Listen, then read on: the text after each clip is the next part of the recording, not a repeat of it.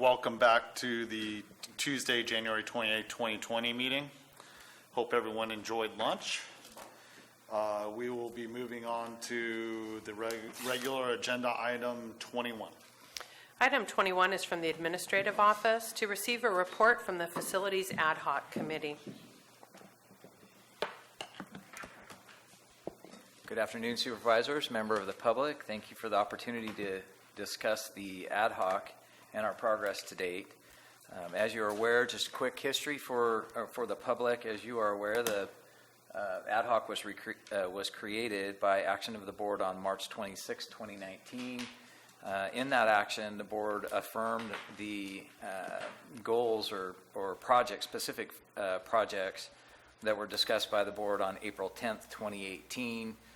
At the time the board took action, Supervisors Garamendi and Toffanelli were nominated to the ad hoc, and after that nomination we've been meeting since April of 2019. My apologies, in the staff report it says that we began meeting April 2020. So we began meeting approximately a year ago. We've been meeting monthly, almost monthly. There were a few months that we weren't able to. Initially, we were focused on the old jail demolition, and as you know, we've been able to bring this bid specifications for that demolition forward to the board. As we work through that project, we've also been working in parallel to a certain extent on design of the new DA's office space. All of our projects have some sort of ADA component, which was a priority for the board of the ad hoc. As you know, we're also considering the HVAC feasibility study coming up. Not only have we discussed it, but we're bringing it forward to the Debt Advisory Committee. So essentially we're to the point where the most important projects, we've been able to dispatch some work on them. The discussion at this point is considering the prioritization that the ad hoc committee has made, that's documented here on the table on the staff report. And then also consideration for the potential of extending the ad hoc committee. The original action sunsetted the ad hoc either in June of 2020 or when the projects that were designated were complete. Obviously, they are not complete at this point in time, and the discussion of the ad hoc committee has been to consider the potential of extending the ad hoc and not only having oversight of the priorities that have already been identified, but consideration of adding additional priorities. Illustration of some of the priorities may be discussion of the museum roof, the animal shelter, which has come up in this venue many times, the potential of health and human services building, and this isn't an all-exhaustive list. This is just illustrative of some of the items that have been discussed at the ad hoc. And so with that staff report, I'll turn it over to the ad hoc committee members and let them add their positions on these items. Gary, well, yes, we've been meeting actively. We did have a period of time of about 3 months, I think, because PSPS that we didn't meet because of ongoing things that were going on. But we did set time frames for the jail demolition, and we've met those quotas, I think, as far as bringing it to the board, which was today. It was on consent agenda to move forward with an RFP and send that out. So we look to get started sometime in March with the demolition of that. We've also gone forward with at least giving some concept for the new DA's office that will be going in place there, and getting it to a point where we can bring it to the board with some concepts and get their feelings on it and what they'd like to see in it and what our conceptions are on the project itself, keeping in mind the amount of money that we'd have to construct it. That was part of what we had told Aspen Street to keep in mind. We didn't want to expand to a two-story building. We wanted to keep it somewhere in the range of 10 to 14,000 square feet. The other things we are working on, we did meet our last meeting, last couple of meetings, we did discuss HVAC and the replacement of that. And I think the CA Alt, if you saw an email that went out about the Debt Advisory Committee, having a meeting going over that, and I think he brought that up and discussed it, was it last meeting or the meeting before? I think it might have been the first meeting this year that we talked about it. I want to say, though, I am in favor of adding the animal shelter building to this list, and also the roof on the museum. I don't know if you've been to the museum and seen the damage that they've had, not only last year, but the ongoing last 5 years, 6 years. It's really taken its toll on that building. Thanks to Patrick, we have a temporary roof on it for this year, but it was designated only as a temporary fix, and it was very cost effective what he came up with and what they did, but it needs to be addressed. I think that building, just for the historic value of it, needs to be saved and not let it deteriorate to the point where it's going to cost a ton of money to go in and fix all of the insides of that building and the structure itself. A lot of the windows leak, and a lot of the seals above the windows leak, and that's all the headers on the windows may have some damage that needs to be repaired, and also the roof structure itself has some damage, and the dry rot, since it got wet, could be extensive. But I think it needs to be addressed simply because of the historic value of that building and the former courthouse that's there. Jack, you want to add to that? Yeah, I agree with Gary. I think that this has been a good ad hoc. I think we're getting some things done. It's interesting from a from board member perspective in that, we have, everybody knows we've got a lot of deferred maintenance over the last 60 years here. So really trying to balance what are life and safety, what are things that immediately have to get done to maintain the buildings. As Gary said, the museum we have to maintain that or it's going to get more expensive. Things like HVAC, we fix them or there's going to be people without air conditioning this summer. Or heating, so, which is happening now. So these are things that we just cannot wait on. But we're also pairing that with, like, as Gary said, working on planning, programming for the DA's office. We have to start programming, thinking about animal shelters. The Health and Human Services building idea. Those are all things that take a long lead time to get programmed and put together. So we're trying to strike that balance between putting our thought resources into that long-term plan and trying to take care of the absolute immediate needs that we're facing. And, it's going to be, it'll be nice when that jail goes down. It's some bad juju out the door and can move forward on some other things. So I think it's been a positive. And I know Gary and I and Alan are ready to answer any questions.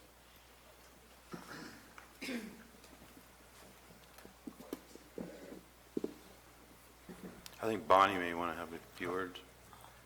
Good afternoon, Bonnie Rich Administration. I just wanted to let the board know the status of where we are at with the museum. I am currently preparing a contract with Pressey and Associates, who is a historical architectural firm, to help develop the plans for a new modern roof and help PM the project in order to preserve the historical structure of that facility.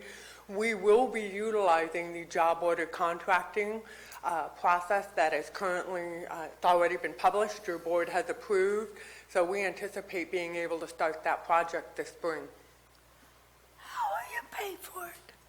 Pardon me, we How will already you have, pay for it? we already have that project budgeted in capital improvements. I would have a question. When was that direction given to budget for that item? I apologize, repeat that? When, I'm all for working on the museum, but I would like to ask when that was budgeted. It was budgeted during this current fiscal year budget. Oh, okay, so the board had given direction to budget for that. Yes. Yeah, but I got to say, at that time, when we budgeted the money, we have no idea what the cost would be and how much damage has been done to that building. So that money is for not the construction portion of it, It was to go forward with the planning and the drawings and the PM part of it. It's the full funding there. I'm sure, just looking at that building, what the costs are going to be, what's in there, I don't think is going to cover it. So there's two pieces, Mr. Supervisor Tofinelli, and Patrick can speak to the damage that we incurred during the 2019 winter storm. And my understanding is those costs will be covered by insurance. So Patrick is coordinating the work for the internal repairs, and we have budgeted $400,000 for the replacement of that roof. Correct, but once we get the roof off, we don't know extensively what damage is there until that roof is completely off and we see what needs to be replaced. So that's why I question that amount of money being able to fix that. It could go well over that you have to come back to the board to get the approval for the additional money. We may very well need to do that, Yeah. yes. That's why I wanted to put it on the list so we can get it. I'd like to add one point on the museum roof, although it's not relative to the grander discussion. We do have an open FEMA claim as well. It's one of the winter storms claims, so it'll help offset the insurance costs as well. It's not much money if we are able to receive it at all, but at the end of the day, I wanted to make sure you understand we're trying to bring as many resources to bear on this particular project as possible. The other portion of this, though, also is we may have insurance for the previous winter storm, but there was damage done, a lot of damage done a long time ago over the course of the last 6, 7, 8 years that we don't know yet what's there if we're going to fully go in and look at this, because some of the windows are boarded up and there are some structures inside there as far as window headers and the framing inside and everything that we're not sure exactly what's there. It'll cover the floor that got damaged in the courtroom area, and it'll cover the leak coming down the wall there, that portion of it, and maybe some of the roof in that corner over there. But it's not going to cover the damage over the years that's within that building. So, and my opinion is if we're going to, and we had this conversation, if we're going to do this, we need to make sure that what we do is going to be more or less a permanent fix on a thing. We don't keep coming back, putting money into it, keep money into it, because now this is wrong, that's wrong, this, and so we need to get an overall cost estimate of what it's going to cost to at least get it in a state that we know we're not going to have to deal with it in the future. Was there something further, Supervisor Callaway? What is the sheriff's storage mechanics?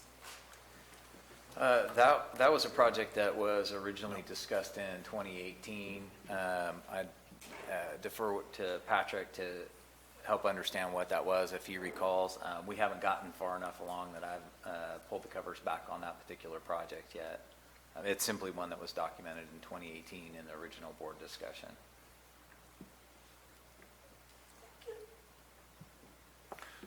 Supervisor Mills? Yes, do we want to take these priorities in the order and discuss them individually, or, because we're throwing some additional items into this discussion that aren't in the priority list.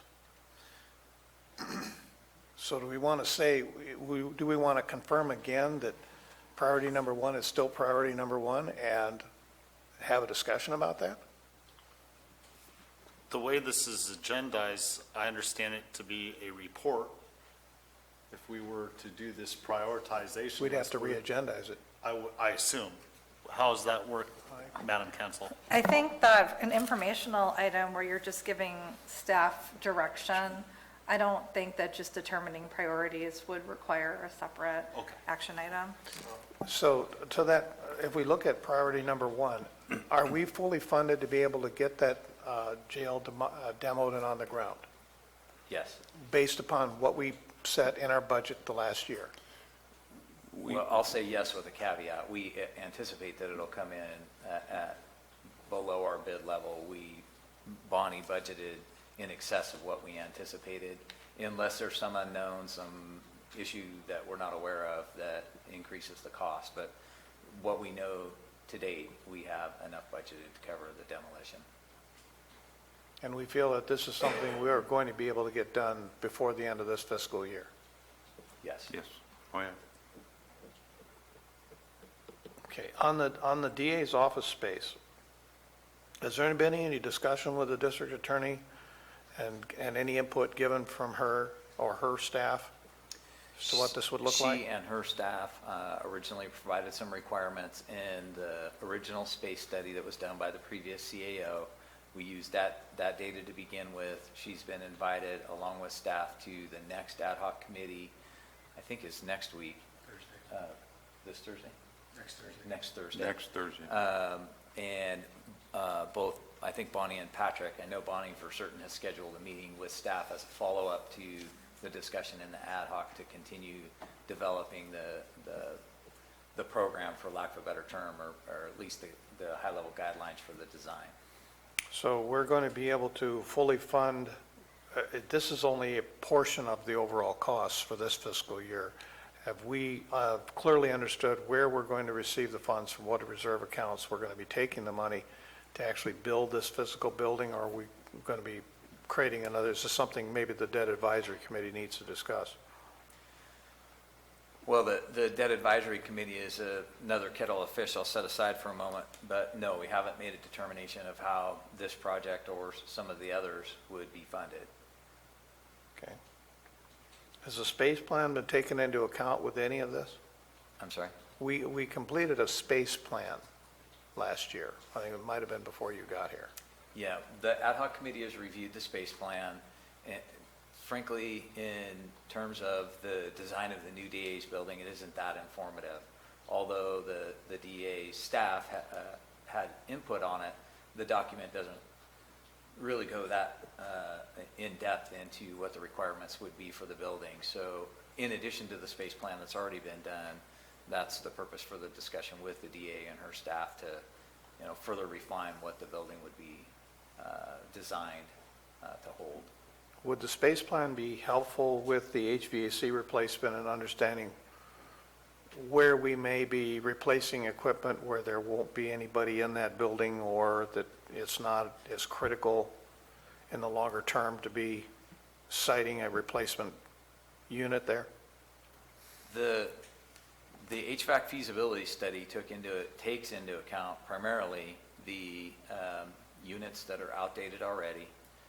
They also include the units that are running on R22, which, as you know, is a banned substance, and does take into account any other sort of replacement option that we could consider, whether it would be potentially demolished building. For example, we're certainly not putting a new HVAC unit in the jail, as an example.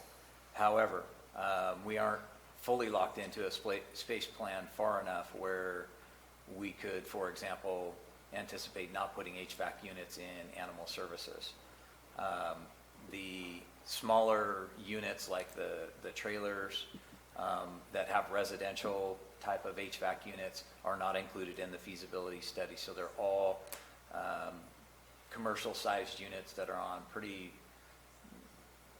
significant public structures, libraries, the animal shelter, the IT infrastructure room where our servers are kept. Those are the kinds of things that we've prioritized first in the HVAC feasibility study. I'm almost thinking, and just a suggestion for the debt advisory committee to discuss a fleet concept here, where we're not dropping literally an entire bank of equipment into the system, and then 20 or 30 years from now, the government is forced, in essence, to replace an entire bank of systems again.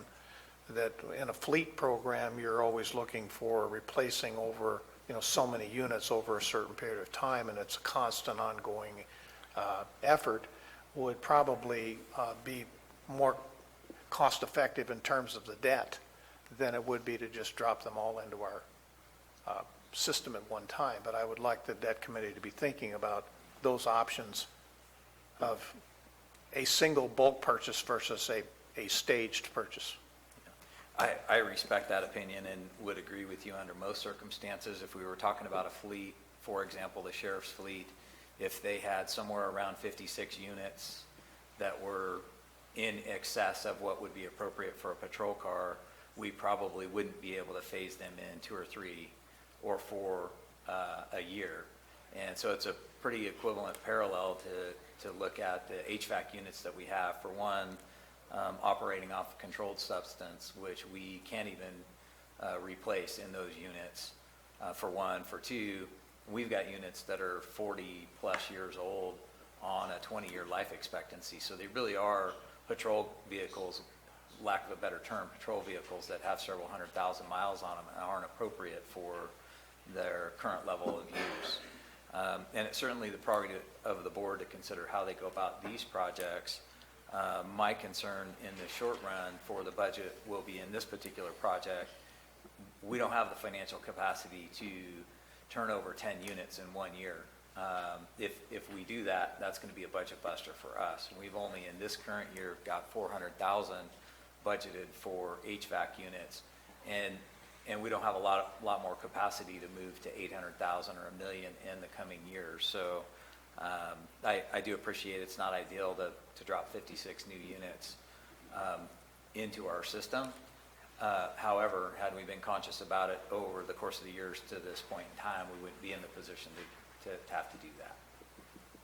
And just the other two things to just be sure that, I get my comments in here is that the animal shelter has been a long-standing problem. Yeah. And that, board after board has simply provided a response to the grand jury, but really never taken a proactive step. And I think that we're at a stage where we need to take a proactive step and show some good faith effort in trying to correct that long-standing problem. So where it lands on this priority list, we're going to be putting ourselves in debt one way or the other here. And to what level we're willing to accept that responsibility and future board, because that's what we're doing. We're actually setting future boards up for a long-term debt. Has to be in this discussion. The other thing is that museum roof. You're absolutely correct. That may turn into a rat's nest like we won't believe until we actually poke it open and find out what it is. We won't know. And then we're left with an open roof, and how we're going to suddenly come up with additional $400,000 or $500,000 to make the corrections necessary to get it closed up before we get into winter again is going to create another problem. So I just hope that we really understand how much we're really putting a debt load on the future of our county by embarking on all of this. Take a real serious look at that.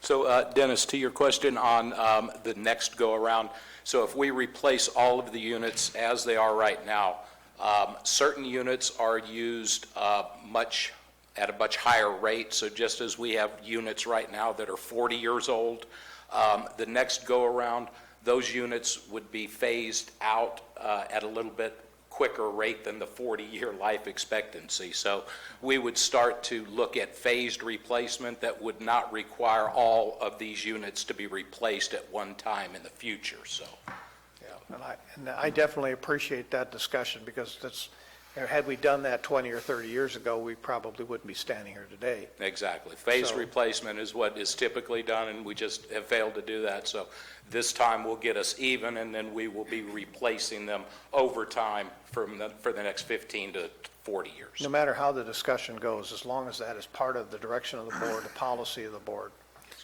to go in that direction, that is a solution, and that's all I'm trying to get in the discussion at this point. I do have a question, and I know we had some paperwork that was presented to the ad hoc committee on it when we had this discussion. We are currently spending, just to keep these 40-year-old units and 20-year-old units operating, fiscal year, we're spending how much money just to keep them updated and going? It was around tens of thousands. When R22 was still available the last couple of years, I've stockpiled at the tail end of the fiscal year the maintenance on the equipment, the replacement of the motors. So it's substantial on the Yeah, 200 amount of money that we're, Around $200,000, I'm trying to remember what was presented. to- we budget 400,000 for new units, and then a lot of the ongoing costs are just are costs that are absorbed through my typical yearly budget. So that would decrease substantially with new units, that it's monies that we just spend because we have to. So Patrick, are you talking about leaking evaporator condensers, or are you talking about line sets? Is it all the way through the system? Well, across the board. I mean, with this number of units of this age, you can pretty much call out any one of a number of different situations, from leaky units to just outdated motors, pulleys, you name it. So, Thank you.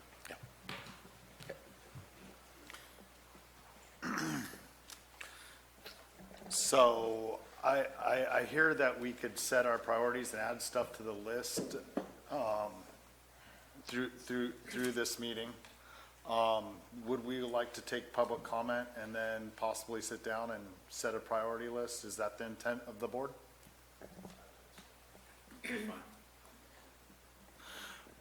Okay, public comment? Seeing none? Everyone stop by HVAC. Air conditioning is important, people.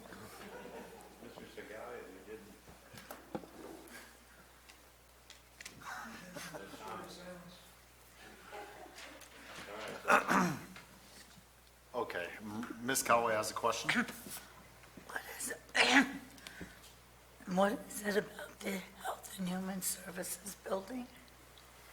I'm sorry. What is it about the Health and Human Services building? I was just being illustrative of some of the potential things that could be added into the list for consideration. Frankly, taking a bit of liberty with the discussion, if I were to give a recommendation to the board, we've heard the complexity of the issues and that significant debt financing could be involved.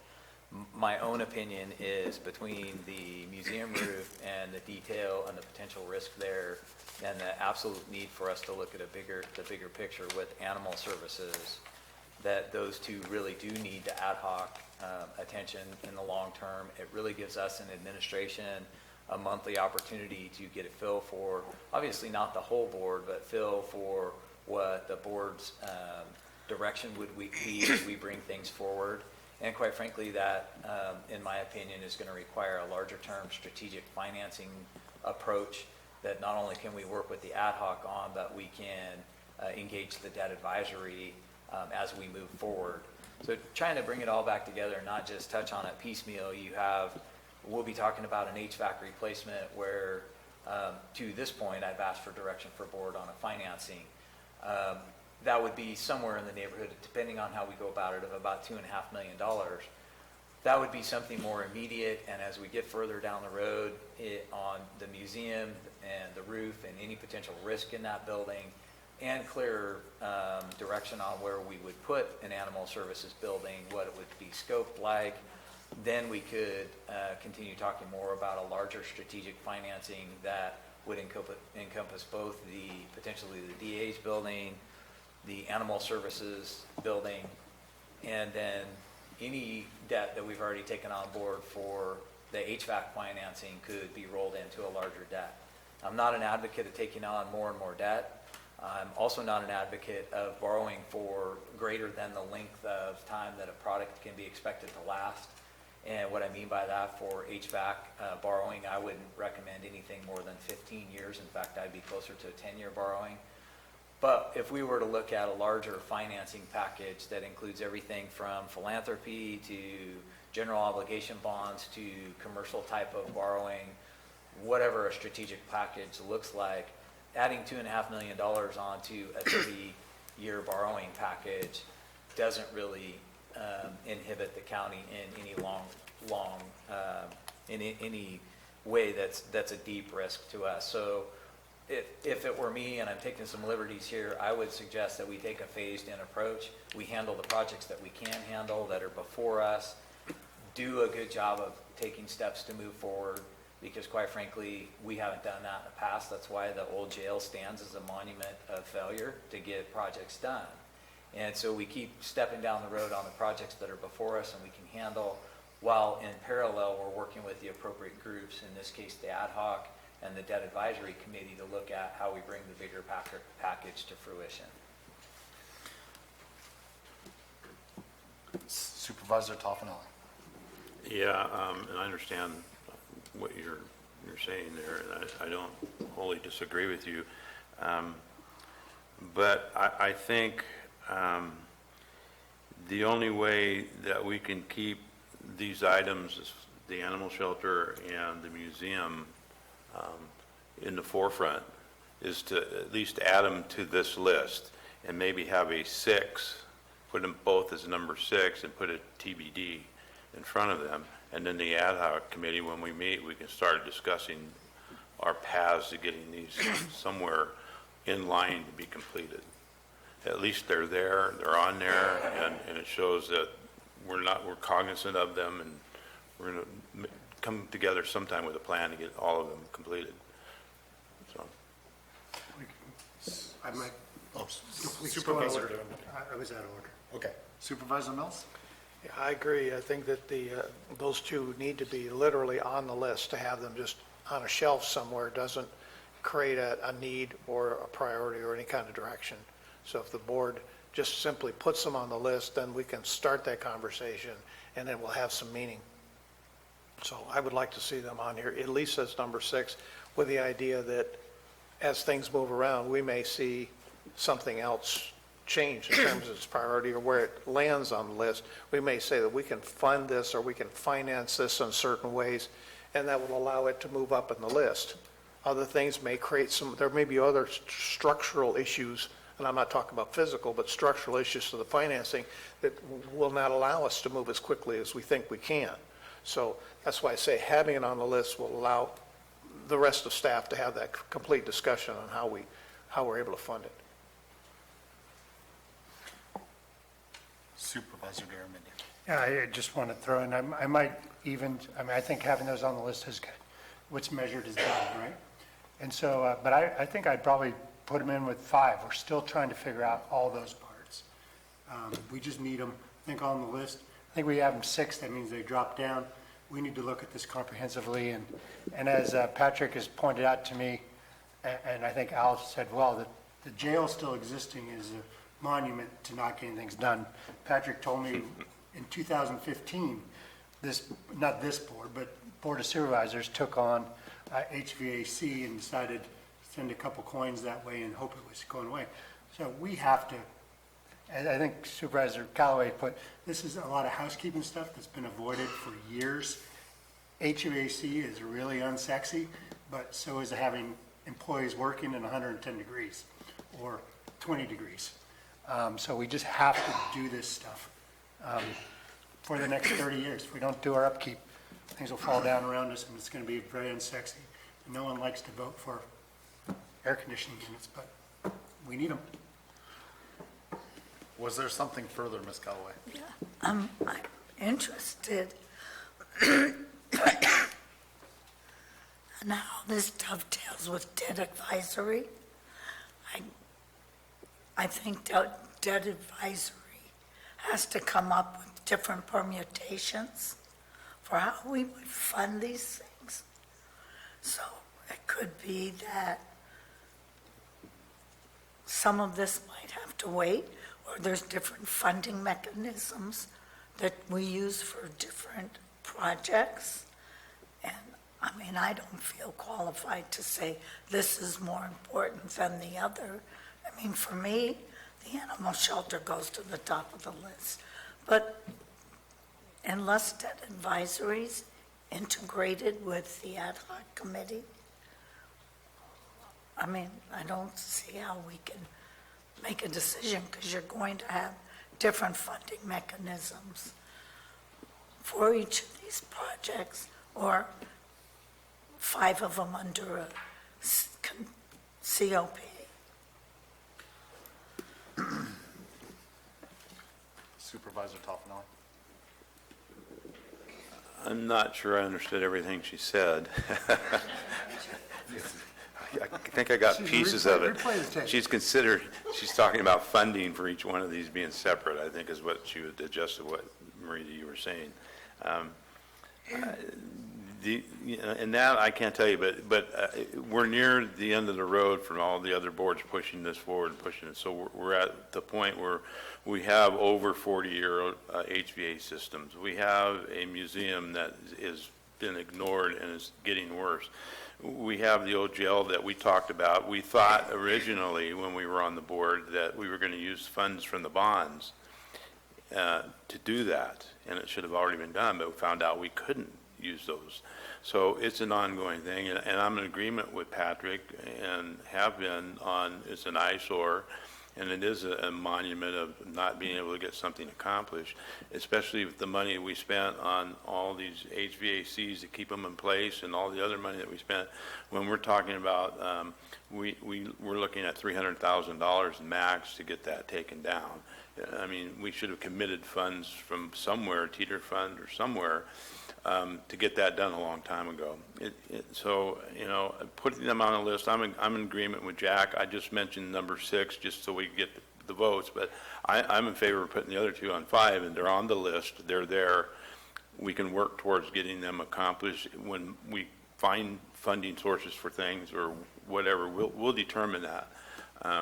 Whether it's next year, the year after, or the year after, but we've got to keep them on this list. We've got to keep them forward in front, so they're in front of us, and instead of being pushed back and keep out of sight, out of mind, the way it's been going. So do I understand you, Supervisor Toffenelli, that you're pulling the board to keep the priority list in the order it is, adding the museum and animal shelter to be determined under number 5 with the other 2 be determined, and as things fall off the top of the list, we come back and prioritize those to be Yes. moving forward? Okay. Just do a consensus. Ms. Callaway? Yes. I mean, if we all agree, we just do it. I agree. I agree. You agree? You agree? Let's We're in get it done. agreement. We're in Let's get it agreement. done. Is that better than a poll? Is that? Agree, yes. Either way, we came to the same consensus. Yeah, this kind of helps us a little bit because we do have to respond to the grand jury. We told them that we would be back to them We did in March. in March. So if we've now created this as a priority, it helps us and them to understand we are serious about moving it. To be determined. But it's still a start. It's a Absolutely. better start, It's a better on our start than, project list. it's a better start than where it was. Yes, sir. Okay. I might add a suggestion, since it is a priority and we are compelled to provide a response, that maybe we consider, as we're moving forward for our study sessions, that we include the animal shelter in a broader conversation, maybe in February as a study session, so that'll help inform how we move forward at the ad hoc and with the debt advisory.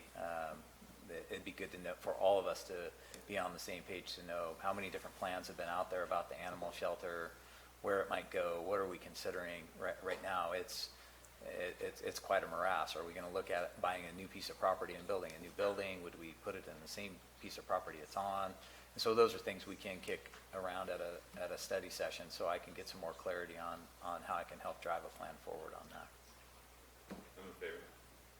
Yes. Yeah. Let's talk about it. This was a informational item. So we'll move on to, as long as no one else has anything to say on this item, we'll move on to item number 22, the report on cannabis regulatory program implementation. All right, do you need a minute? Okay, we'll take a 5-minute break.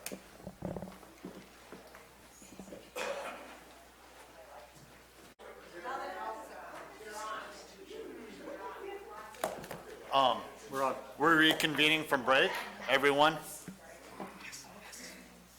Thank you. Mr. Alt? Oh, Ms. Severud? Okay, agenda item 21. I apologize. Mr. Alt, please proceed. Good afternoon, members of the board, members of the public. I appreciate the opportunity today to talk about the cannabis regulatory program. This is our first update since we've had opportunity to take pre-application for the regulatory program. What we'll talk about, we'll cover here today quickly. We'll do some introductions to some program office staff that you haven't met yet, or maybe you've met them, but not in this capacity. Give some background on the program. We're going to tell you in some specifics about the pre-application process. We'll talk about the office. You may have seen the office when you came in, so we'll give you specific information about the office and its hours. We'll give you an update on where all of the pre-applications stand to date. We want to talk about the letters of conditional authorization and the importance of those in our pre-application process.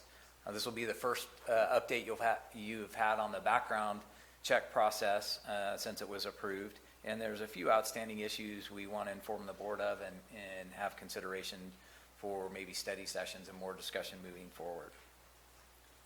So introductions quickly. Obviously, you know Mr. Turner sitting next to me. Typically, he's sitting here as counsel, but today he sits here as the interim director of cannabis control. I can't say enough how much work he's done in that role. I'm not sure what the guy types, but it must be 70 or 80 words an hour a minute because he sorry about that, Freudian slip, per minute. He gets work done at a rate and at a quality that I can't even begin to explain. I envy it and I admire it. So he's been a great addition in the role while still doing a lot of legal work. Ben Diamond, I'm not sure if he's here. You probably are familiar with him from the urgency ordinance. He was here before as a planner. He's been amazing as well. He's energetic. He puts a lot of effort into the program, and he's thoughtful about his craft as well. And then one last name that you'll see here, Karen Osborne. She began recently in the office. It's been a great opportunity to have her. As you recall, she was in the CAO's office and retired from that office. So when inquiring about Karen and if she might be the right fit for us in the office, what I was told repeatedly is Karen knows everything about everything. And she's proven that to be true. She knows where everything's at. She knows our processes. She knows our systems. And so at the end of the day, we have three people that have done amazing work over in that office as an interim and two extra hires. And I really appreciate the hard work that they've done in getting this program moving forward. Prior to our interim and extra hire staff coming on board, I just want to run real quickly through some timelines that'll provide some context for some of the things we'll talk about here today. As you recall, on October 1st, 2019, the board authorized the creation of the program office. Subsequent to the program office, the board adopted 17.95 and 9.22 on October 22nd. You also then adopted that same date fees for 17.95 and 9.22. Those fees are going to be integral to our discussion as we move forward here in the next few pages. Also on the 22nd, you authorized the Division of Cannabis Control, ultimately through the CAO's office, to pursue state and federal level criminal history, and we're getting very close to having an ORI. I'll dig deeper into that in some slides later. And then the ordinances became effective on November 22nd, 2019, and last but not least, the fees took effect on December 23rd, 2019. And December 23rd, 2019 is an important date because that is the date that the Division of Cannabis Control in its infancy started accepting pre-applications, and we did that in the board overflow room next door.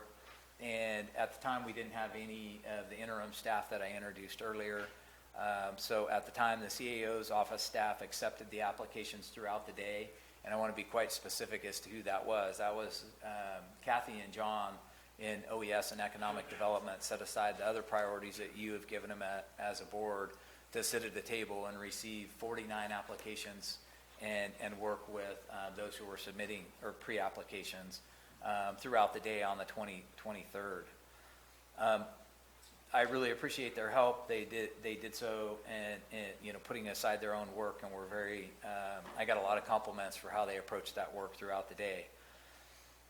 Kathy and John were joined by IT staff that day, again, putting aside their own priorities and taking these pre-applications and entering them into Track It. And again, it was a nice team effort to have folks that weren't hired for this program, but were great contributors to making the pre-application process move forward. As we moved through the 23rd and closed off that kind of group day of pre-application submittal, we moved into a little bit more normalcy on the program, and we were receiving the pre-applications through the CAO's office. Tony and Monica primarily were receiving them, but I think Bonnie's left the room. There were days when Tony and Monica had breaks or lunches or were ill or whatever else, and Bonnie sat at the front counter and did a lot of this work as well. So I really appreciate that she was selfless enough to do that as well. So as we took them in the CAO's office, we brought, Ben was being phased in. Ethan was also working on doing the reviews of the pre-applications. And as they completed reviews of the pre-applications and gave authorization for us to reach out to those who had applied, we began setting appointments for the submissions that had made it to, for lack of a better term, initial candidacy or conditional authorization. My office would then invite them to come in, receive a letter of conditional authorization, receive the permit fees, and we did that for about 2.5 weeks into the middle of January. Well, about that same time, in the middle of January, we then had the opportunity to start transitioning to the staff that I introduced earlier, and moved into, sorry about that, started transitioning into the Division of Cannabis Control and its own office. And this is really where Ethan took over and started working with staff and creating some specified space for the Division of Cannabis Control. And he's done all this work, and I'd really like to have you hear from him at this point forward of what's been done with the office and the review process and where we currently stand in the program. Ethan? Let me borrow this for a second. Thanks, Al. Ethan Turner, Division of Cannabis Control. One of the main things that we've done is just open up an office. We now have a phone number and a location where people can come in and talk to us and submit application documents and get their questions asked. That's our telephone number. And during the day, Karen is there every day. I'm frequently there, and Ben Diamond is often there. And one of the things we've also done is we've got a website up and running. And how do I close this? Just escape out. Yeah. Which I'd like to show you briefly and show some of the new features of it, because they're important for applicants to know about, so they can continue to get through the program. First of all, this is our main page. It's been developed by the IT department using a new template they have. I think it looks really good. They've done an excellent job. In particular, Kelly Stefanik created this web page, shows the graphics, and put together all the texts and links and everything for us. So she's been really helpful, as has the entire IT department. A lot of this has been up for a little while, but the newest feature is a regulatory compliance tab. And on that tab, basically it contains all of the requirements and steps that a person must go through to get a permit. It starts with basic eligibility and has drop-down menus for that, which I won't really go into right now. But down below it has all the mitigation measures that a person has to go through in order to get their permit signed off by our department. And a lot of that has been sort of mysterious to many of the applicants to date. But the various departments that oversee each of these mitigation measures has helped me to create a guide for how to get through these requirements. For example, on this one, greenhouse gas emissions offsets, that's run by the Environmental Management Agency and the Division of, or our Air Pollution Control District, in particular Doug Carson, and they set up a PDF document that can be followed and tells people how to purchase offset credits and how to comply with the mitigation measures that are required under the ordinance. For traffic impact fees, down below, it's another mitigation measure required under the EAIR. Josh Pack helped create this portion and even created a RIM fee calculator that you can download to determine what your RIM fees are likely to be. It's not exact because every site is different and it depends on which benefit basin you're in, but it's an Excel spreadsheet that can be downloaded and the cultivator can enter in his particular information and find out roughly what his RIM fees or her RIM fees are going to be. For well pumps and pump tests, that's also handled by environmental management. And again, Brad and his group stepped up and created guidelines for how to comply with this requirement and created a PDF that has all the questions that they're going to need to be able to answer in order to comply with that requirement. And again, Brad and his... Excuse me. He just needs to say exactly what he said to me out there. Please? This isn't the time and place. Yeah, it wasn't for me either. Okay. I please order. If you have a complaint, I do. then put it in with the proper authorities. We are not them. Thank you. Please proceed. Thank you. So this is the well pump test, which is a prerequisite to getting a permit, and it's also an operating restriction that has to be done periodically for the first 3 years of operation for a cultivator who relies on wells. And again, our environmental management agency put together a guidelines for how to comply with that ordinance, and it goes so on through the various mitigation requirements. Setback requirements for odor. This is that lays out the requirements, and I'd like to point out that with regard to separation requirements for sensitive uses, our IT department and their award-winning GIS team put together a layer for us to use that identifies every single sensitive use in the county, and that we can identify whether or not a parcel is too close to one in minutes by using that GIS layer, and they did a great job on that. And then there's a section below for remediation. A lot of people are concerned about remediation requirements. And Doug Oliver, the chief building officer, has put together protocol procedures and a checklist that is still in the works for people to be able to follow when meeting the remediation requirements. And there's a telephone number that he set up to leave messages where growers can request appointment dates to have their former cultivation site signed off as having been remediated. And to date, I think only about 9 people have signed up to have their sites inspected, but more are in the pipeline. For a cash deposit and surety bond, a lot of people already know how to do this from having dealt with their state applications, but there's a little guidance there for that in a form that can be filled out to demonstrate that they've gotten a bond for site remediation for their future site should it later be abandoned.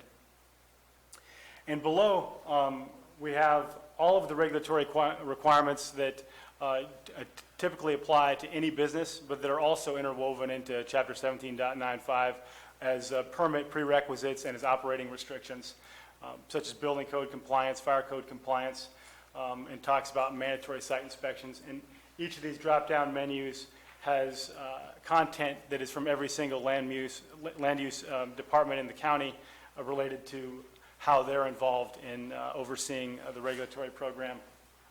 And every department had helped with that.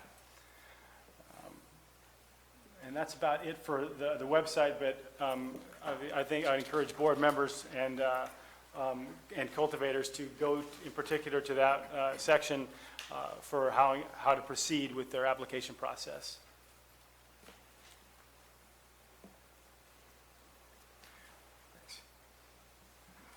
In the status of the applications, so far we received 79 pre-applications. A lot of those have been reviewed. About half of them had, were a little bit incomplete or needed corrections, and some were just plain ineligible. They just submitted, perhaps hoping they would get through it, but they wouldn't be. And of those, 13 have resulted in issuance of conditional authorizations, and I'll talk about more about what that is in a minute. But many more are waiting to come in because they need their consultants, their draftsmen, or other people to prepare their premises plans and their cultivation plans. And so there's a few waiting in the wings just for their design review professionals to finish their work so that their application will be complete. And to date, we've collected 13 applications, and there's 5 appointments for next week. And I'll talk about the application process in CEQA in a minute. So the letter of conditional authorization is issued by the county to demonstrate to the applicant and to the state, to communicate to the state that that person has a pending status and that they're authorized locally to apply for a state license. And they only can get that once they have demonstrated that they have individual eligibility, that they were in the former program, or purchased the right to apply from someone who was in the former program, and that their parcel meets the zoning requirements of the code. And that's just one of 2 legs that is required for them to get a provisional license. And the second is CEQA compliance. And where it's not complete, they have to demonstrate to the state that it's underway. And Peter Maurer helped a lot with this part of it. Over the last several months, he and I, as well as Al, have been on conference calls with CDFA, their lawyers, their consultants, and we've finally come to an agreement about how this part of it will work. And Peter drafted a checklist that's based on an Appendix G well, no one knows what an Appendix G is, but it's a checklist that shows that mitigation measures are being complied with, to comply with an environmental document. And once we initiate this checklist, the state will deem the applicant to be demonstrating that they are on the road towards compliance with CEQA. And so we issue a letter of conditional authorization and initiate this checklist. Then a person will be eligible to apply for a state license and get a provisional license. But they won't be able to cultivate in Calaveras County until we issue their local permit and validate it. And that means meeting all the other requirements that I specified earlier and that are delineated in the regulatory compliance portion of the website. So a letter of conditional authorization just communicates to the grower and the state that their application is pending and that they're authorized to submit an application to the state. And with any luck, with that letter and with the issuance of the CEQA checklist, they'll be able to get provisional licenses, hopefully before their local permit issues. And once the local permit issues, we can validate it and they can start cultivating.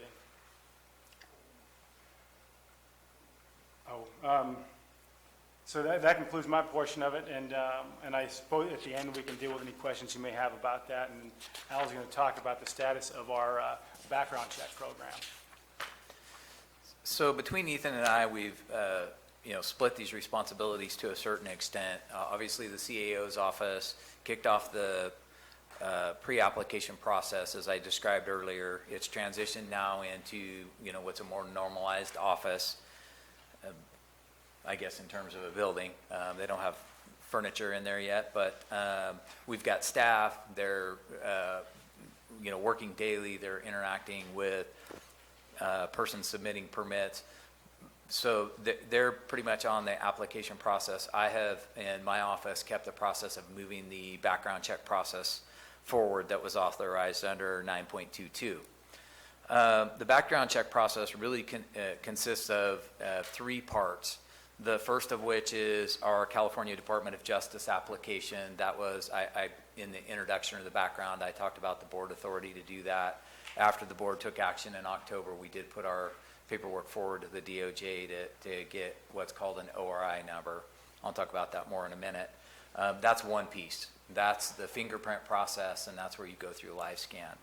We have a secondary process that we talked a lot about in October, when originally the background process was being considered by the sheriff's department, one of the things that was key, I think a key interest of the board is that we had also applied for a triple I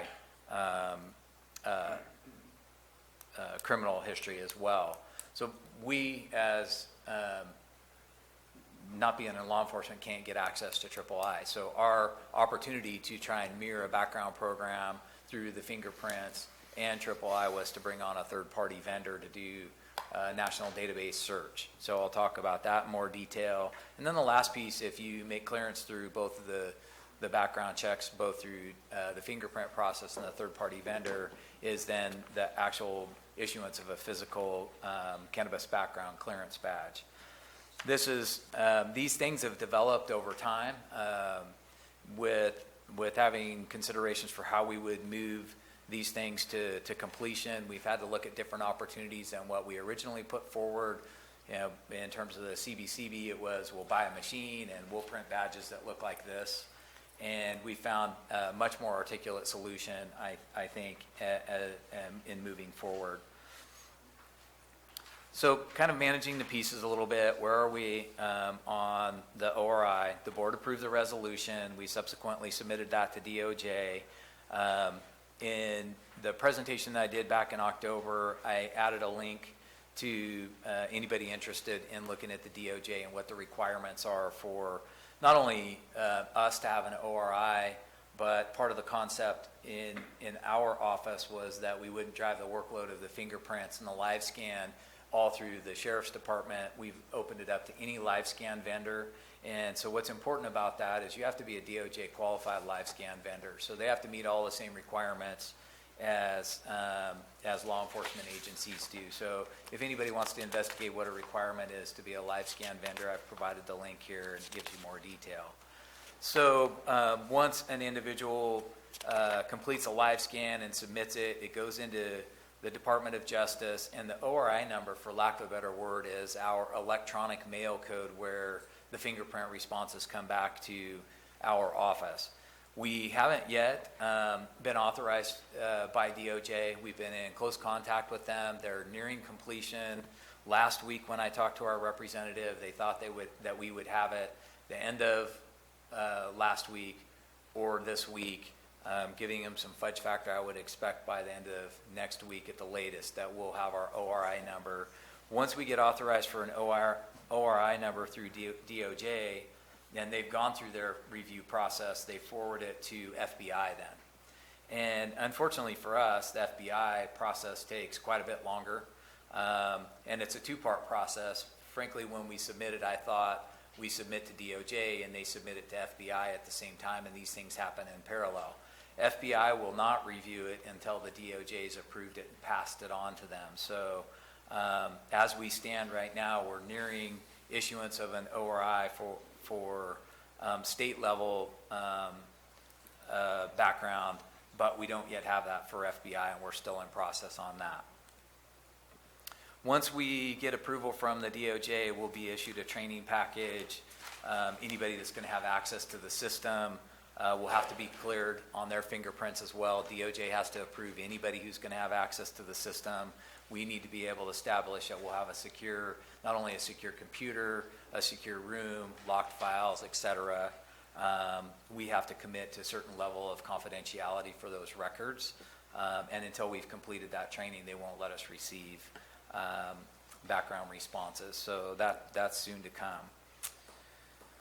And then ultimately, once we have the ORI and we are approved, then we'll be able to essentially push out to CBCB candidates a live scan form where they'll be able to go on our webpage, as you've seen, is getting pretty well fleshed out, but they'll be able to download a live scan form, go anywhere to a live scan provider, pay their fees directly to the live scan provider, and submit their fingerprints that ultimately will come back to our electronic mail code, which is the ROI.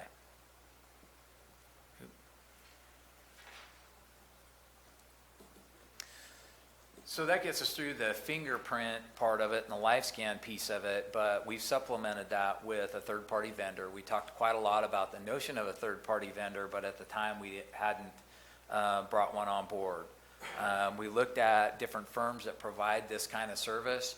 And frankly, at the end of the day, the national providers that do these kind of background checks for Department of Transportation, employment, et cetera, are very similar to what they search for exactly the same types of things that we would need to,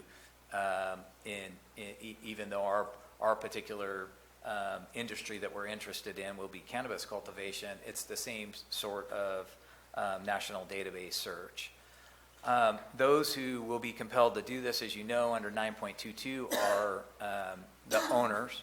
And I made a note here on the owners. It's important to also note that not only will the owners be required to go through our background, they will also be required to go through a background for Department of Justice, FBI, and Interpol for their state permit. And then they'll have to come and repeat the process with us as well. Unfortunately, when they go through the process with the state and pay their money to do that background, no agency can transmit that data interagency. We can't get it from our sheriff's department.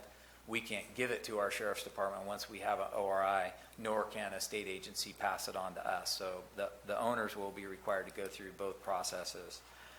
The workers, as they're called in 9.22, along with the owners, will have to enroll in the background program via an application, download the live scan form, obviously go get their live scan done. We get what's called an ATI, which is really a receipt for a live scan once a person goes and has their live scan completed. So that ATI is important for the live scan because it's the way that we are able to verify the person who's submitting us an application for a CBCB is the same person that ended up at a live scan vendor and got their fingerprints rolled. On a live scan form, there's unique identifiers, date of birth, social security number, et cetera, that are on the form for live scan. Those are verified at the vendor, and those are the same data points that we'll take in when we enroll an individual into our background program. When we enroll an individual in the background program, we send that data to HireSafe, and they'll then reach out to the individual who wants a CBCB directly. All of the personal information besides the unique identifiers will be exchanged between HireSafe and the CBCB candidate. All the fees will be paid for HireSafe's process directly to them and borne by the candidate. So we won't be accepting money for the live scan nor for the third-party vendor. Those will be paid to the vendor. Once enrolled in the program, a candidate for a CBCB then will go through a national database check by HireSafe, and then ultimately their background certification profile is provided to the county. There's some steps in between. I won't go into all of what I've learned about what HireSafe does with the candidates, but it is important to see the kinds of backgrounds that they will be doing. So the candidate profile that they will provide us on somebody that's enrolled in the program, as you might expect, they're going to verify their names and their motor vehicle records, validate their social security number. But probably most importantly, and I think this is an important note to make, is those things that are at the bottom, Homeland Security, America's Most Wanted, FBI, et cetera, those are the kinds of things that we aspired in our background program to be able to get as close to the III as possible. I'm not making any assertion that this and this type of profile matches III that the sheriff could have done, but this type of profile aligned with our live scan and our fingerprint clearances matched as closely as we could possibly get to having the same type of fingerprint or background program that the sheriff's office would have had. And then if you make it through these reviews, which admittedly are pretty robust, we will, once we have all the files, I'll say we, but it won't be me, at least at this point in time. If we add one back, it'd be Ethan. We'll compare the results in the live scan and the fingerprint clearance with the national database search to see if there's any excludable offenses in a person's background that would prevent them from having a CBCB. If there isn't, and just moving under the assumption that they're qualified to move forward, then the next piece of the process, the last piece of the process, would be a candidate coming to the Division of Cannabis Control and getting an actual CBCB. At this point in time, this would be where we collect the fees. We're ready to issue a CBCB, so a card holder would have to pay us for our portion of the fees that were approved in the fee study, and then we initiate the process of producing a CBCB with a third-party vendor. It's pretty easy for us to generate them. We've gotten the equipment from the third-party vendor. We'll take the photograph here in the Division of Cannabis Control. We take all the biographical data of the individual. We upload it to a third-party vendor, and they produce cards similar but at a much higher level to what we have in our own employee cards. And the cards are important. I think, they may just feel like they're just kind of a paper card that somebody will be carrying around, but I want to talk about the company we selected and why we are using these cards. The company is what's called Police and Sheriff's Press, or PASP 365.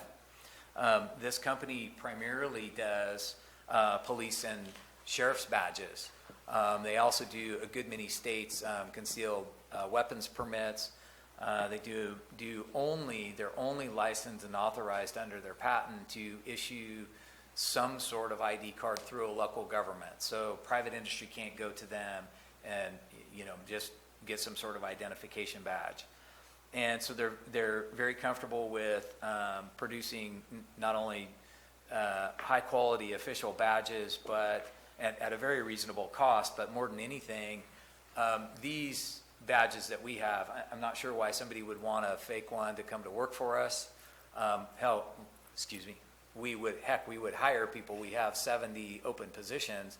So people aren't compelled to fake these, but they will be a CBCB.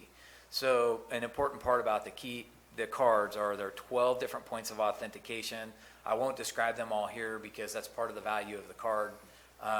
But because they're so comfortable with doing high-level cards, they produce what's called a hollow view card. So just looking at the card, any of our law enforcement officers or code enforcement officers can shine a flashlight on the card and see that there's a hologram on the card. That's the first level of identification of a valid card. I won't go into the others, but another big piece that why we selected this vendor is that on the back of our card, and I'm going to show you a copy of it here shortly, there is a QR code that any law enforcement officer, any code enforcement officer, any of us, frankly, any of us officials from the county can take a card, scan the QR card, and validate that the individual's picture that's on the card is the same person's data that's in the database. So you won't be able to take a card and fake it. If you mass produce the QR card on the back, it's going to come back to whoever's person is in the database under that. So we'll be able to authenticate the card against the person whose picture's on the front. And then last, we'll also be able to validate real time, provided we can get an internet connection at the time. We'll be able to verify the validity of the card, meaning not only is the person on the card the person they said they are, but is that card still valid? If there's been any sort of revocation, we would be compelled under the ordinance to send a notice to the individual revoking their card. That doesn't mean they're going to turn them back in. So the QR code gives us the availability out in the field to verify real time that a card is still valid and that we haven't gone through a revocation and the individual just didn't give us the card back. And so at the end of the day, it seemed to be a lot more articulate solution than pretty simple cards like we have for our employment here, to be able to verify not only the person's background, but the person we're talking to out on a cultivation site is valid to be there under our ordinances. One last piece why we went with the vendor, we were struggling with how we would close the gap between once a person pays for their CBCB, they get batched up, they go to the vendor, and it takes, they produce them in 24 hours, and then they mail them back to us, and we distribute them from the CBCB office. What that means is when you come in and pay your fees, you're not going to have this card in your hand, so you wouldn't be able to leave that day to go to your job and work on a site. So one of the things we worked with with the vendor was production of a temporary card. It's a paper card, but there's just as many security features in it, so it can't be mass-produced, and it's only good for, we haven't set the time yet, but we get to decide in the office whether it's going to be good for 10 days, 15 days, 30 days, and it'll be right on the paper card. So an individual that comes down and goes through all of these hoops to gets cleared will walk out of our office with a paper card that's temporary so they could go to work that day. And then when their card comes in, then we can let them know at their leisure they can come back, as long as it's within the time frame before the paper card expires, they can come down and get the more official card. And so this is an example. It's just a copy. This is not one of our employees nor one of our applicants. She's on every template card that they do. So you'll see a couple key points. You cannot see the security features of the card on this copy. And I don't even know all the security features on the card yet. But as I mentioned, across the face of this, we'll have a hologram. So if you look at it under light, you'll be able to see the hologram. Here's obviously on the back of the card, the QR code. We ask for a bar on the CBCB so that law enforcement, hopefully from afar, even though these are small badges, they'd be able to see this bright bar. Obviously, they need closer inspection to know what's on them, but hopefully from a ways away, they'll be able to identify this. Then, of course, there's the biographical data on the back of the individual that would match up with the QR code.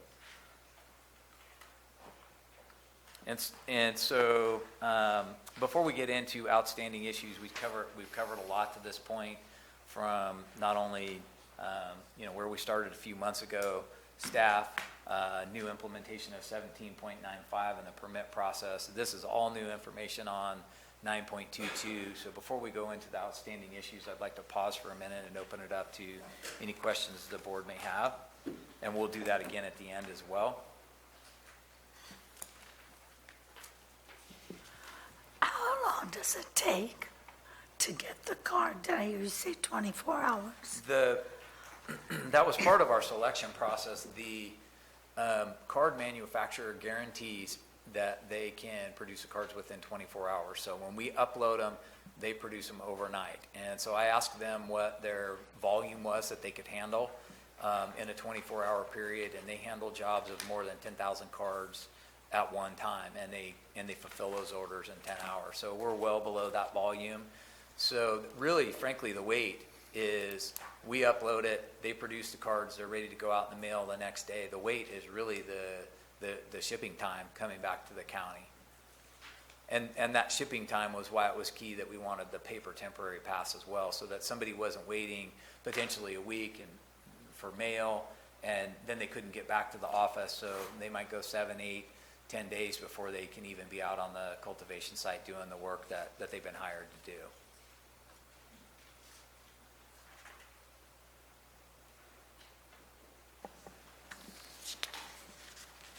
I do have some questions. I go back to the office update slide, and have we anticipated or figured what the cost of the office per square foot is?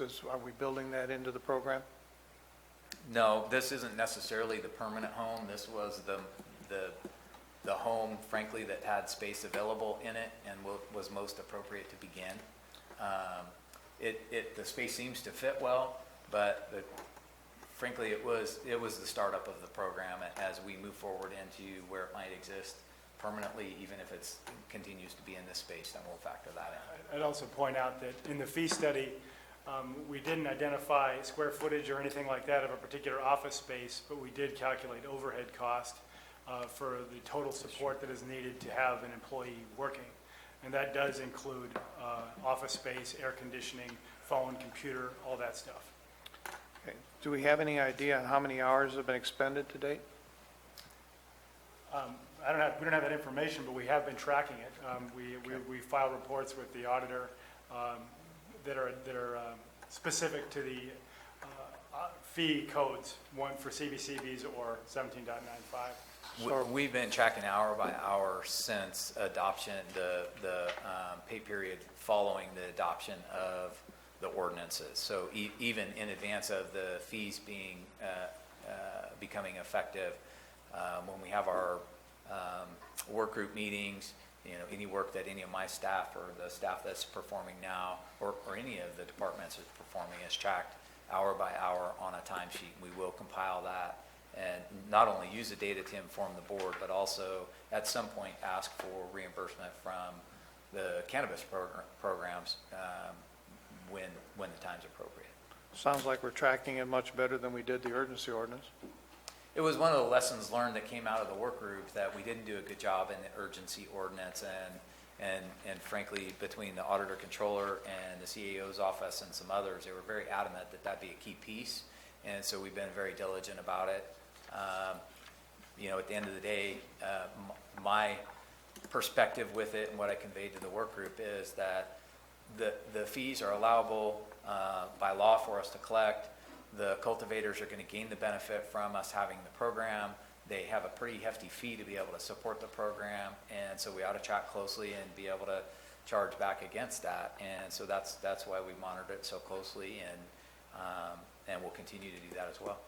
So you'll be able to get fairly close on what you figure to be the hours anticipated per permit? Well, I'll say yes and no. I'll give you the depends answer, and Ethan can certainly elaborate more on this. What we've learned through the process, originally when we set up that first day, we were hoping that we'd take in all of the pre-applications and that the pretty quick conditional review would be relatively easy.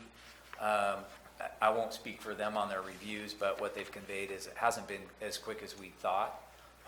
And so we're learning and we're tracking better on, what are kind of the ones that pass through really well and what's the standard hour commitment on those, and then what are the more complicated ones. And frankly, that's something that we'll have to build into the fees as we revamp. There are some adjustments as we've learned through this program that I can say, quite frankly, would add time and ultimately expense to the permit process. But there's also other things that we've learned where we can streamline the process and take level of effort and expense out of the process as well. So I don't know where it'll come out overall. We'll have to bring that back to you, but we've been tracking the lessons learned. And you'll be able to have a better idea of costs for each worker to process a worker as well as a permit?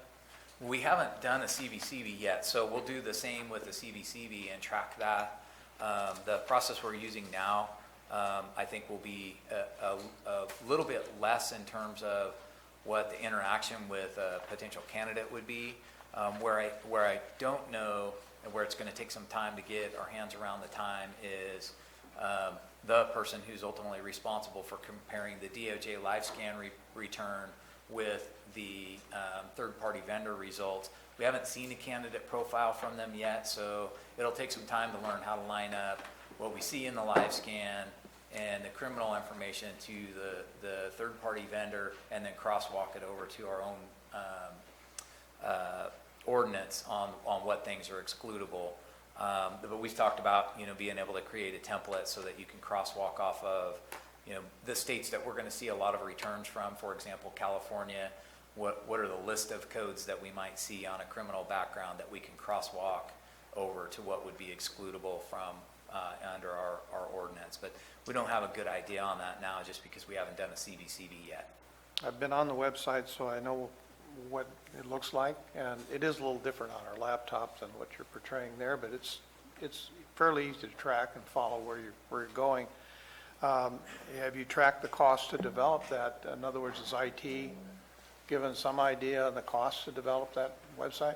IT should also be tracking their costs, although they're typically, as Al just pointed out, an A87, a general fund programs. So but they would have been included in the overhead costs that we put in the fee study. But I think for specific projects, we've encouraged Stan to have his staff track the costs as it relates to cannabis-specific projects. And that's not just relative to the webpage, that's track it time. I think I failed to mention Henning by name when I was talking about the permit process. Henning has been amazing in not only developing the TrackIt system and the use of it. Frankly, I think his development of that process is going to help inform all of our land use permit processes. He's been amazing on that, so we've specifically been tracking his time. Kelly Stefanik has been doing a website refresh for all of the county web pages. The board web page it has the look and feel of the cannabis page, so that piece of it isn't specific to cannabis, but the level of detail that she's put into our page and spent specifically on crafting our page uniquely, we've asked for Stan to have staff track those efforts that are specific to our program. Just a note for auditing purposes, A87 does not apply to this situation. So anybody wants to review it, please do so. In reviewing the PASP 365, I have their website up here right now to see what they are and the products that they offer. So you're thinking more along the lines of the high security idea, not just a generic? They have 3 levels. They have a generic, custom, and a high security. So you're looking at the high security one? I think we're the midpoint. I don't remember exactly what their titles are.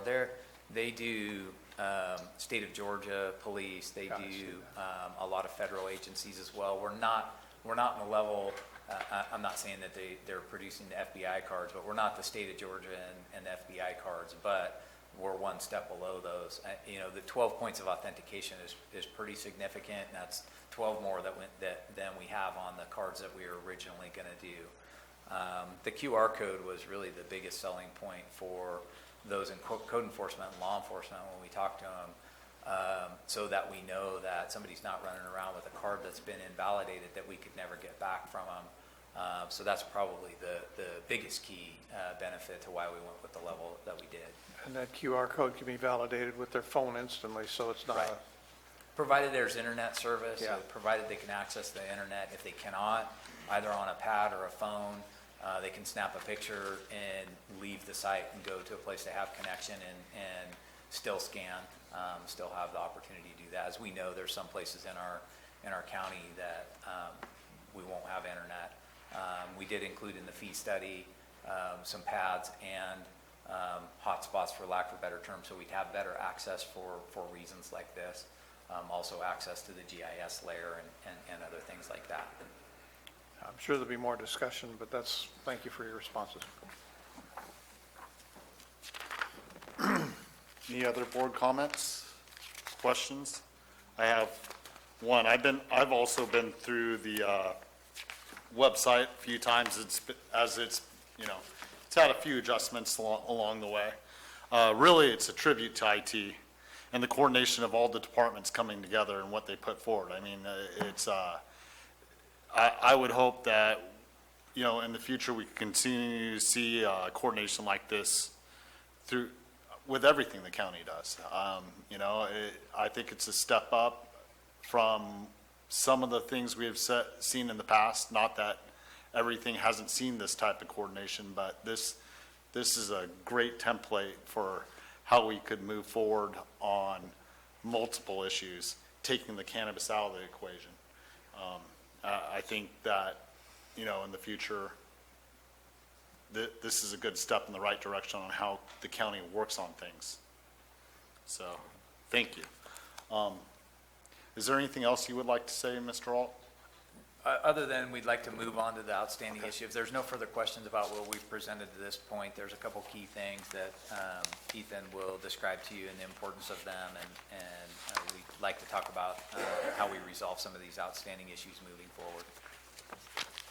One I put on the top of the list is Chapter 8.06, which is everybody's favorite chapter to talk about. It has undergone a lot of revisions since it was last proposed. But in particular, 8.06.700 is the section that deals with expedited administrative enforcement for cannabis cases. And there's been some changes in state law that will provide us with more tools, but we have to codify them in our own ordinance. For example, the government code for ordinary nuisances requires a reasonable opportunity to correct for code violations that result in nuisances, but there's a particular exception carved out for cannabis violations. So The government code has been changed so we can immediately impose fines for illegal cannabis cultivation on day one when the citation is issued. Additionally, there's been a new cause of action under the Business Professions Code that would allow us to do additional cost recovery, and we need to change at least that portion of it. But also, I mean, overall, the ordinance is a different animal than how it was presented before, with two subsequent building directors have each put their stamp on it, and a new revised version was released last summer through a public announcement, and it was posted on Pine Tree, and we got feedback that virtually everything that people were angry about was gone. I would encourage the board members to review it, and Doug Oliver is looking at it now to put his own stamp on it and change it some more, but we would like to be able to have that in effect by June, when outdoor cultivation starts to ramp up, so that we can use these procedures to do much more effective enforcement that can happen much faster and will result in greater cost recovery. Second part I have up there is a Measure C. There's been a change in the state tax scheme that added a category of taxable products that we do not have. It's the, forgetting the name of it, might be whole plants. Yes, that's what it is, fresh cannabis plant. So our ordinance contemplates dried flower and leaves, or trim, as it's called in our ordinance, which is inconsistent with how it's described in state law, but then also has fresh cannabis plants in state law, but not in Measure C. So conceivably, a cultivator who was going to sell their crop directly to a manufacturer as whole plants would evade taxation because we have nothing in our tax measure to capture that. Additionally, I've had numerous meetings with our Treasurer Tax Collector, Barbara Sullivan, and talked about how things went last time and how things should go this time. And together we've devised a number of suggested revisions that we think should be the subject of a study session. And these kind of revisions, unfortunately, would have to go back to the voters. So, and I talked to our clerk recorder about the timing of that, and we do have 2 all-mail ballots, one in August, which we could meet the deadline for if there could be an ordinance or a resolution passed to give it to the voters by May, I believe it is. So hopefully we can schedule a study session to talk about Measure C and some proposed changes. In principle, one of the major problems the tax collector has with it is that it changes her department into something that it ordinarily is not, which is a department that carries out a bunch of administrative functions, handles appeals, and whereas it is usually someone else, another department, that tells her what she should be collecting, and she goes out and collects it. And she doesn't have the staff or the resources to carry out an administrative agency that does what Measure C requires her to do. Additionally, it has penalty provisions that are different from other taxes that she collects. So in order to track those penalties and how they accrue, it has to be done manually using spreadsheets. And it's not feasible. So we'd want to have the penalties track penalties that are charged for other types of taxes so that it's all the same. Lastly, we have up there fees. When Al and I began working on the fee studies, the ordinance wasn't complete, and we only did fee studies for 3 fees. The application fee, the continuation fee, and the appeal fee. And as indicated up on the board there's a transfer fee and an expansion or change fee that ended up in the ordinance that we weren't thinking about when we started doing the fee study. So we're going to have to come back with a resolution to adopt those fees. And so I would hope that the board would consider a study session to either tackle, perhaps to tackle the 3 of these. The top one may not be ready until Doug Oliver has had an opportunity to figure out what he wants to have in the latest iteration of Chapter 8.06. And I'd also point out that many of the issues that were raised by Supervisor Garamendi and Supervisor Tofinelli and by other supervisors during those hearings are reflected in the new ordinance. In particular, the board retaining final authority to hear appeals of code cases that are not cannabis related, and a variety of other things that were raised. We have a new draft that I'd be happy to provide to any of you that has, and that is actually still available on the Pine Tree website if you Google it, that has column comments that talk about every single change that was made, why it was made, including at which public hearing the change was suggested. So I think we've worked out a lot of the kinks that the public and that the board had issues with, and then, but it still has to go to Doug, and Doug has to put his stamp on it and bring it forward because it's his ordinance ultimately. But at least that last section, 8.06.700, would help us out a lot with administrative enforcement of cannabis grows, because the legal growers are paying a lot of money to be involved in this program, and they shouldn't have to compete with black market growers. And with the tools that we already have, and with the additional tools that we could add to that chapter, we could do a lot of damage to the black market industry here in conjunction with what the sheriff does. So I'd like to add, Ethan provided a nice segue into, we've transitioned now from this being a discussion about ordinances and land use, and now we're talking about the program more holistically now that we're starting to move it forward. So Ethan has introduced the notion that we're now working very closely with the sheriff, obviously code compliance as well. Rick at some point will come forward probably at mid-year and ask for some more money, but we're working closely together on how we can now look at this program holistically from end to end.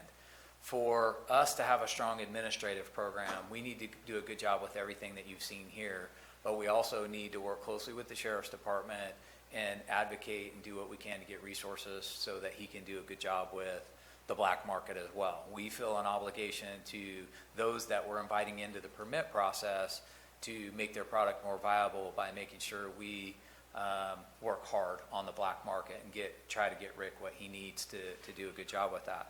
Conversely, Rick's also looking at it from, now it's not just a matter of, that's a land use issue, you guys work through those processes, how are we going to coordinate together, how do we do the best job interdepartmentally like we have with all of our other departments to make sure that that not only that he knows we're trying to have a strong program and supporting his, he's going to do anything he can to support our administrative program, our regulatory program as well. So it's nice to kind of break free of this. They're doing their thing, it's law enforcement, we're doing our thing, it's administrative and regulatory. Now we're going to be bringing back more discussion for this board and our public to know that we're working in concert to make sure we aspire together to have a very strong regulatory program that's effective, that also supports our law enforcement with resources they need to have a very strong law enforcement approach to the black market and all the other types of things that people have concerns with, environmental issues and things that go along with the illicit grows. And so with that, I'll move on to one last question and answer opportunity. Anyone else? Supervisors, any questions or anything prior to public comment? I do have one more thing. Mr. Turner, you brought up Measure C taxes. You're absolutely right in some of the changes with the state that, are much farther beyond what we approved in 2016. You can bring up nurseries along with the fresh cannabis plants and a multitude of other issues. And I definitely think that the work needs to be put in so that our tax collector is not burdened in work that's unnecessary for that department. I think that the thought behind that is definitely something I could support along with all these, and also bringing back the approval of the cannabis regulatory fees before us so that we can discuss how we want to continue moving forward as a board, possibly at mid-year or whatever, as we proceed. I mean, that's another outstanding issue, whether it goes forward in one way or another, that's to be determined by the board at that time, but that's definitely another outstanding issue that needs to come before us so that we can start applying those fees that are for that instead of pulling from other departments and burdening those departments for work that's not, their responsibility, or, with money that's not responsible for that. With that, I'll go to public comment.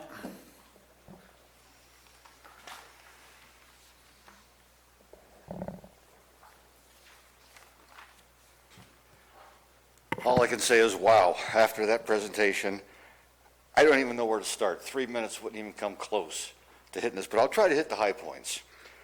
What I'm hearing today is the 3 pot lemmings who all ran off the cliff at the same time to get this done when they were warned by at least 2 other supervisors to go slow. You didn't go slow. Now you got yourself in a pickle. When you're asked about cost, the answer was yes and no. What does that mean? We go through the other things, funding. You've got money coming in, you can't spend it. You've shanghaied employees from other departments to serve on this circus, this clown car. And the background checks, you didn't like the way the sheriff was going to do it, so you came up with your own stuff. Now we have an alternative, because the FBI takes too long. They're pretty thorough, but that takes too long. Now you've got background checks are us that you can go to get a quick card. Can anyone in that department get a badge? Can the CAO get a badge to that department? I don't know. I looked at the list of some of the things you can't do. I don't know. Anyway, with the background checks, you say it could have been done through the sheriff's department. They had the expertise. They probably had the equipment. I don't know how you're paying for this. I haven't heard how 1 nickel has been verified and approved to be spent on this. And yet, time after time, Supervisor Mills will ask, what is the cost? The answer, I don't know. What does it cost for the website? I don't know. They were gracious enough to do it for us. What does it cost for the office space? I don't know. But no one's using it, so we busted in there and we're using it. That belongs to the people of the county. They paid for that room. They paid for this building. They pay their taxes. They don't deserve to have their money taken for something else without the opportunity to come up here, address the board. When you say, we're going to spend this money, we have the authority to spend this money, this is what we're spending it on, and this is how much we're going to spend. You're going to go ahead and do it anyway, you don't care. But at least it gives people a chance to get up and say, I'm really not cool with all this. You took it. You took the employees. You took the money. You took the facilities. And you don't have one answer. You can't explain $1. It's your system. I'd hate to be in charge of something like this because it's a real rat's nest.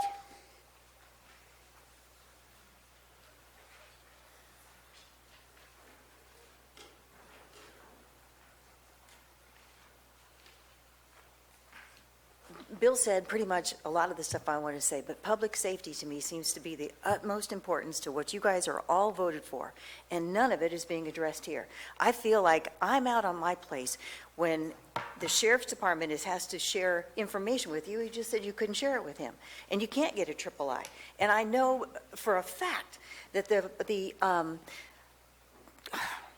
Barbara Yook, her department, was overwhelmed with murder cases whenever we had this stuff involved before. And her office was only designed to hold 1 or 2 cases per year, and at one point she had 11 open cases. And if triple I isn't available, you're subjecting us one more time, who live out there in the hinterlands with this stuff all around us, and now I'm still not going to know if the sheriff knows who's next door to me.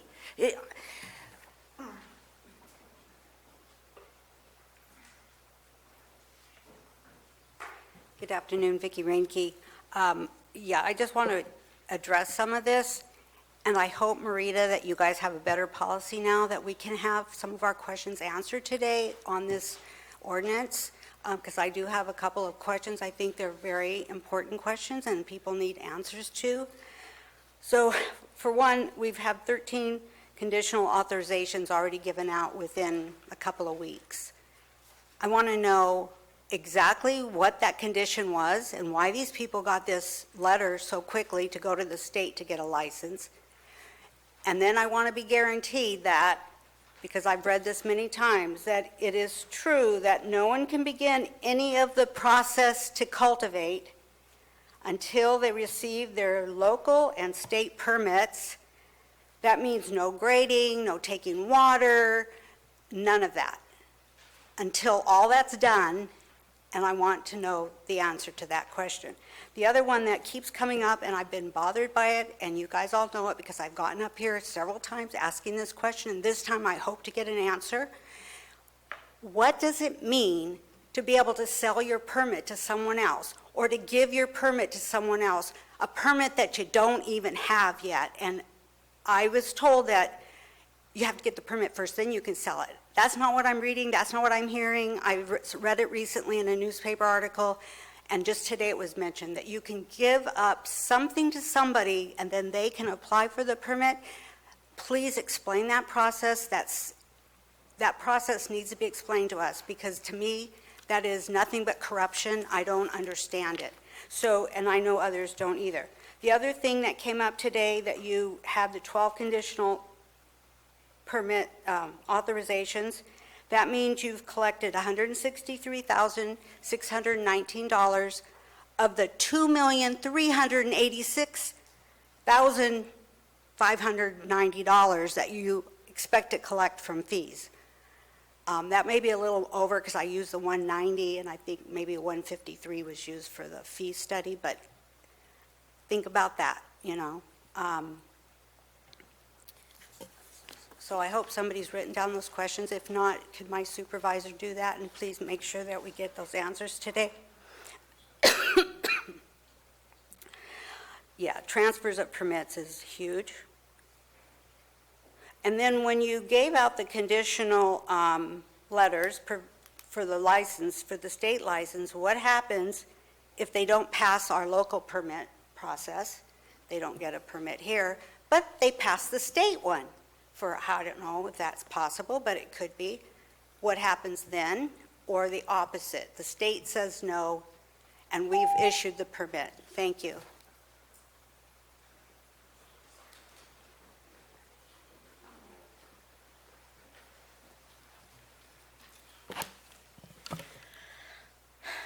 What is trust? What does that mean? Trust, to me, it means that if you fall backwards accidentally, somebody's going to catch you because you trust them. I don't trust any of this. It's just beyond the pale. I'm just going to give one example. Supervisor Mills asked which of the 3 levels of ID cards are going to be used. CEO said he was not sure. I believe he, as the CEO, knows, but did not wish to reveal this knowledge to the legitimate question Supervisors Mills asked. Is this really transparency? Is this really something that inspires trust? This is a big hornswoggle on the people that live in Calaveras County.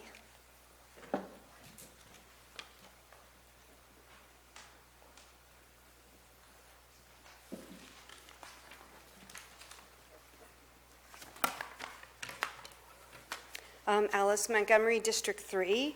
I wanted to ask where in the regulation the pre-application process was. I didn't see that in 17.95, the pre-application process that was done. Background checks. We talked about different opportunities and articulate solutions and all that. You know, and learning about it, we had a sheriff's department that was able to do the background checks. We had a $10,000 or more machine, but instead that process got duplicated, I think completely unnecessarily. Now we see what the vendor can do. We see all the processes that the vendor can supply us, but I wasn't aware that CAO, maybe he's trained to review law enforcement, but I know I'm not comfortable with anybody other than our sheriff making decision as to whether someone's background passes. And that's going to be difficult when, maybe I misunderstood you, that you can't share that data with the sheriff. So I don't know how the sheriff is supposed to do his job when the background data is not shared with the sheriff. So maybe I'm just not understanding this. There's a delay due to badges arriving. Well, not when the sheriff does it. There's a delay due to the internet. Well, nope. And no, even though I maybe misheard you guys, but you said there is a delay if they don't come in. Then we have to use paper badges. I can make those look like probably, I think I can. So I think we need to be careful with what we're doing here. Why isn't the sheriff doing this? I think Ms. Calloway had said she was uncomfortable, I might be wrong, with having them and maybe not having certain people pass them. That's why we had the sheriff do the background checks. And I may be misquoting you, but that's how this whole thing started. The next thing you know, now we're taking out the background check process. I think we need to really take a look at this. I need to put as a matter of public record that any time that anybody comes up to me unwarranted and unwelcome, if I have to stop this meeting, I will. And it doesn't bother me when people come up to me. It doesn't even bother when they shove me. But it should bother you, Mr. Stopper. It should bother you. Okay, I'm done. Oh, and by the way, it was Jeff Bonnefelt outside who did that. That's not on the agenda, thank you. You're most Thank you. welcome. Any other further public comment?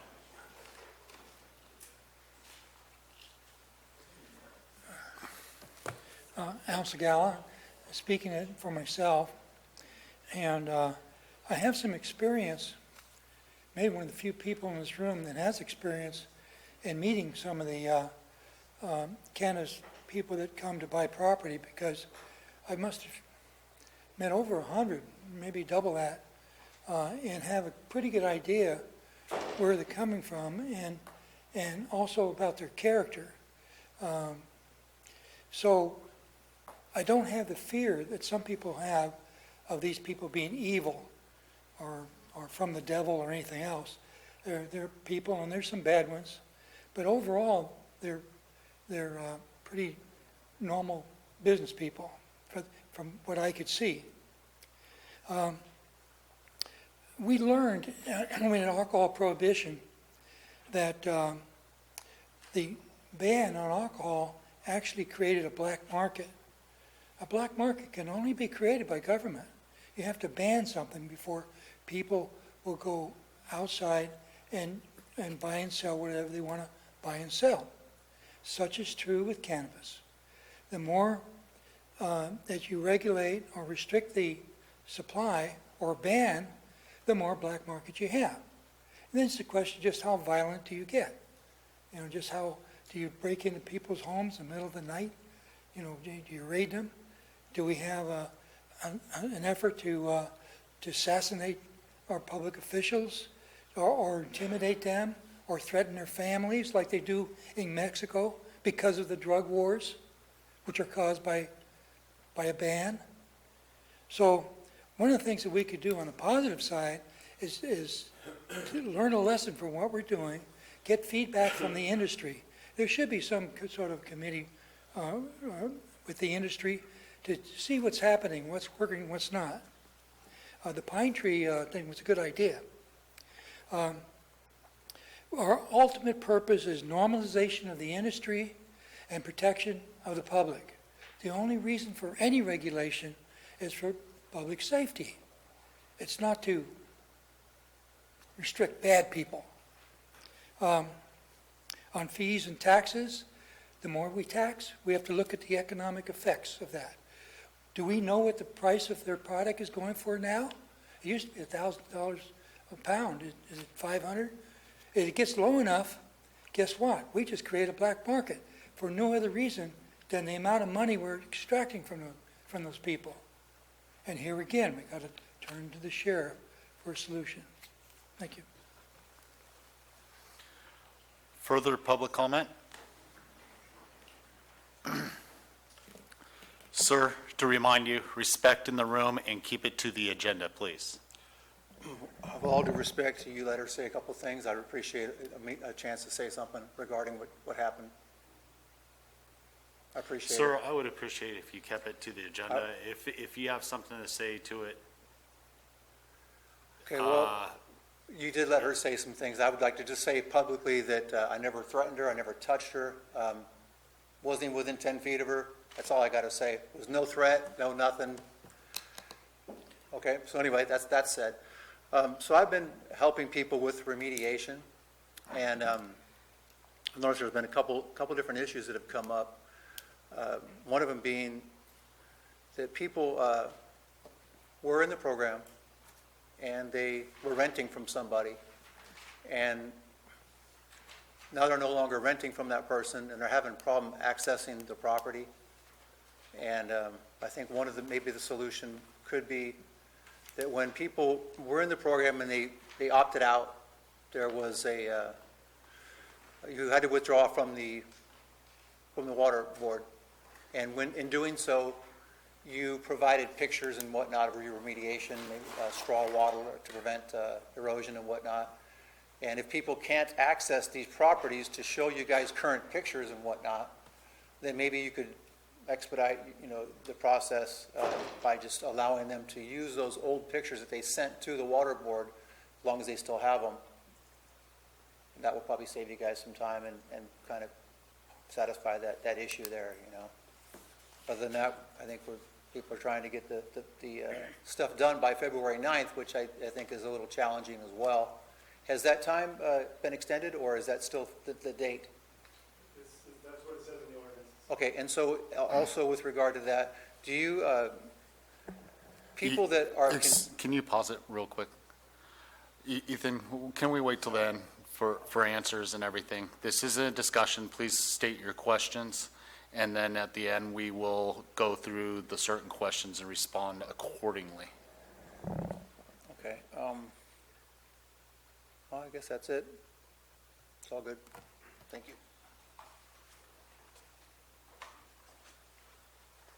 Good afternoon, Mark Bolger, Rimrock Farms. I wanted to elaborate on some of the thoughts and concerns about the remediation.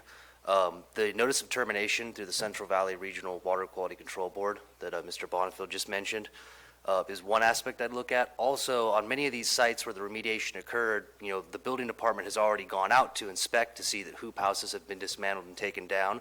Grading permits have gone through the Public Works Department. I have one site that's no longer viable that has already had 2 county inspections to basically verify that the remediation has taken place, and the water board on top of that. Seems redundant to send out a code enforcement official one more time. If that's what it's got to take, no big deal. I feel like the work's already been done, and we're doubling down on something that the county's already spent money on. So, thank you.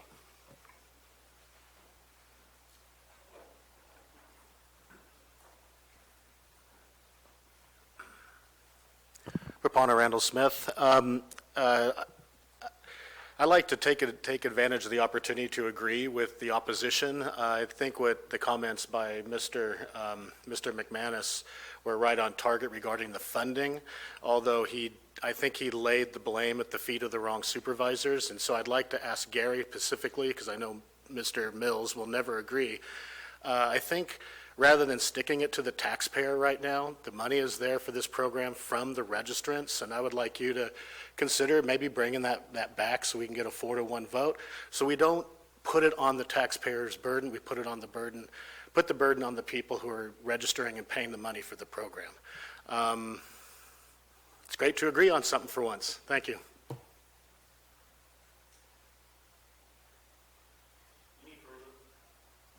Any further public comment? With that, I'll bring it back to the board.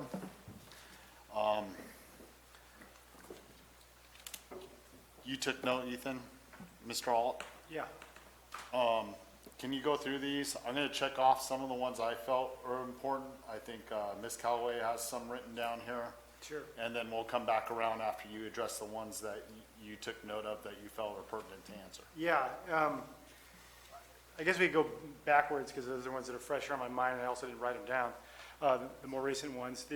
With regard to site remediation, the points made by the two public speakers are well taken, and were also something we were already considering.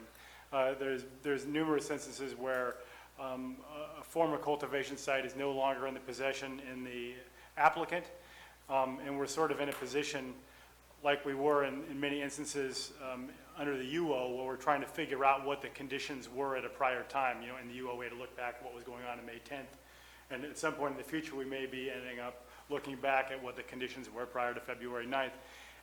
And the notice of termination is something that we have been looking at, and it's really a perfect snapshot because photographs were sent by all the former applicants when they did their notice of termination with the State Water Resources Control Board and sent to the state agency. So those photos are taken at a given point in time, and we can identify that the site was remediated.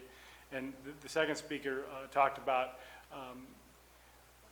other county inspections that go on from the building director and Public Works.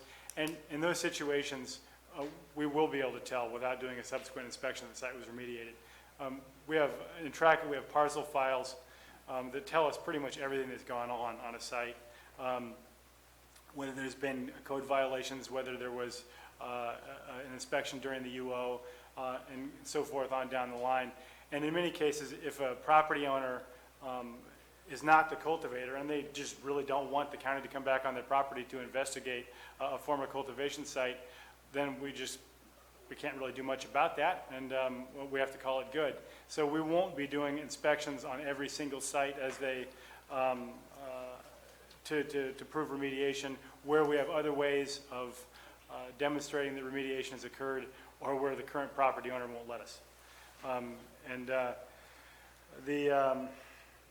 Somebody asked about the 13 that are processed. In the code in 17.95030, section B, it talks about what is required before we can issue a letter of conditional authorization. And it's most of the requirements of 050D, which are the individual is eligible because they had a state license, they were in the former program, they don't have any delinquent taxes, and they didn't have their state license revoked. And then the second part is the parcel that they're proposing to use as a cultivation site is suitable for the proposed use. And so when someone meets those requirements, then we can issue them a letter of conditional authorization. And a letter of conditional authorization is just that, it's conditional. It just says that the application process has begun. When CDFA asks us about the status of an applicant, they give us three options: permitted, pending, or not, or reject. And if someone has a letter of conditional authorization, their status is pending, and they can continue with the state application process. And someone asked what happens if a state license is issued and no local permit is issued. Then their permit will never be validated and they won't be able to cultivate. It's that simple. If a local permit is issued and they're unable to get a state license, then their permit can't be validated and they'll never cultivate. The right to apply, someone asked about that. That's in subsection 17.95050D15. And that allows anyone who meets the eligibility requirements of D1, which was in the former program, had a temporary license, can transfer or sell their rights to another individual who meets the requirements, the other requirements of subsection D, which is they never had a search warrant on a property they've owned, they haven't had a violation under 8.06.700, and a variety of other requirements. So both the transferor and the transferee have to meet certain eligibility requirements. And the transferor, the initial applicant, has to be someone from the former program who had a state temporary license. So that's how that works.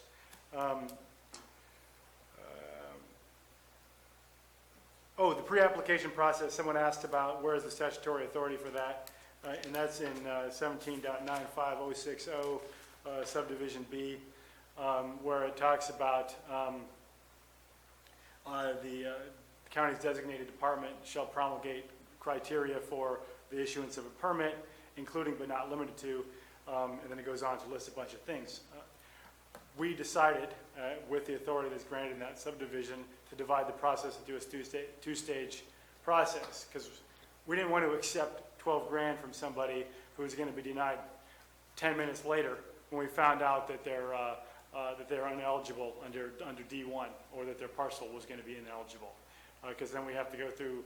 I mean, it just didn't seem right. I mean, didn't make any sense. So we decided to make that first step, and we had that first step coincide with the requirements of the issuance of a letter of conditional authorization, and we felt like that was just the most streamlined way to divide the application process up.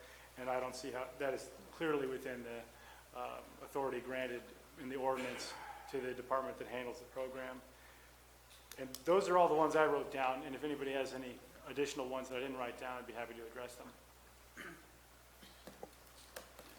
Overall, you addressed everything I wrote down here, other than,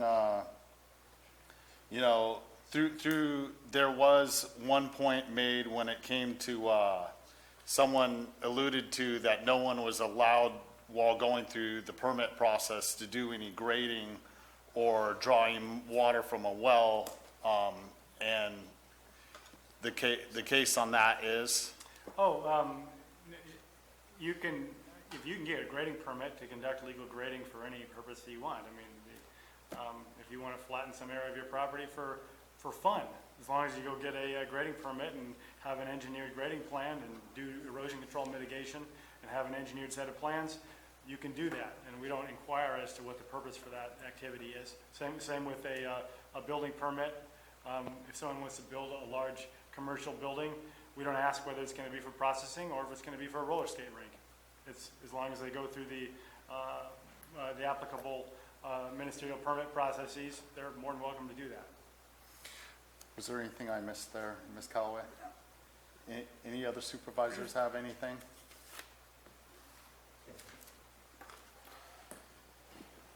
Mr. Toffenelli. I just have a couple things that I wrote down here.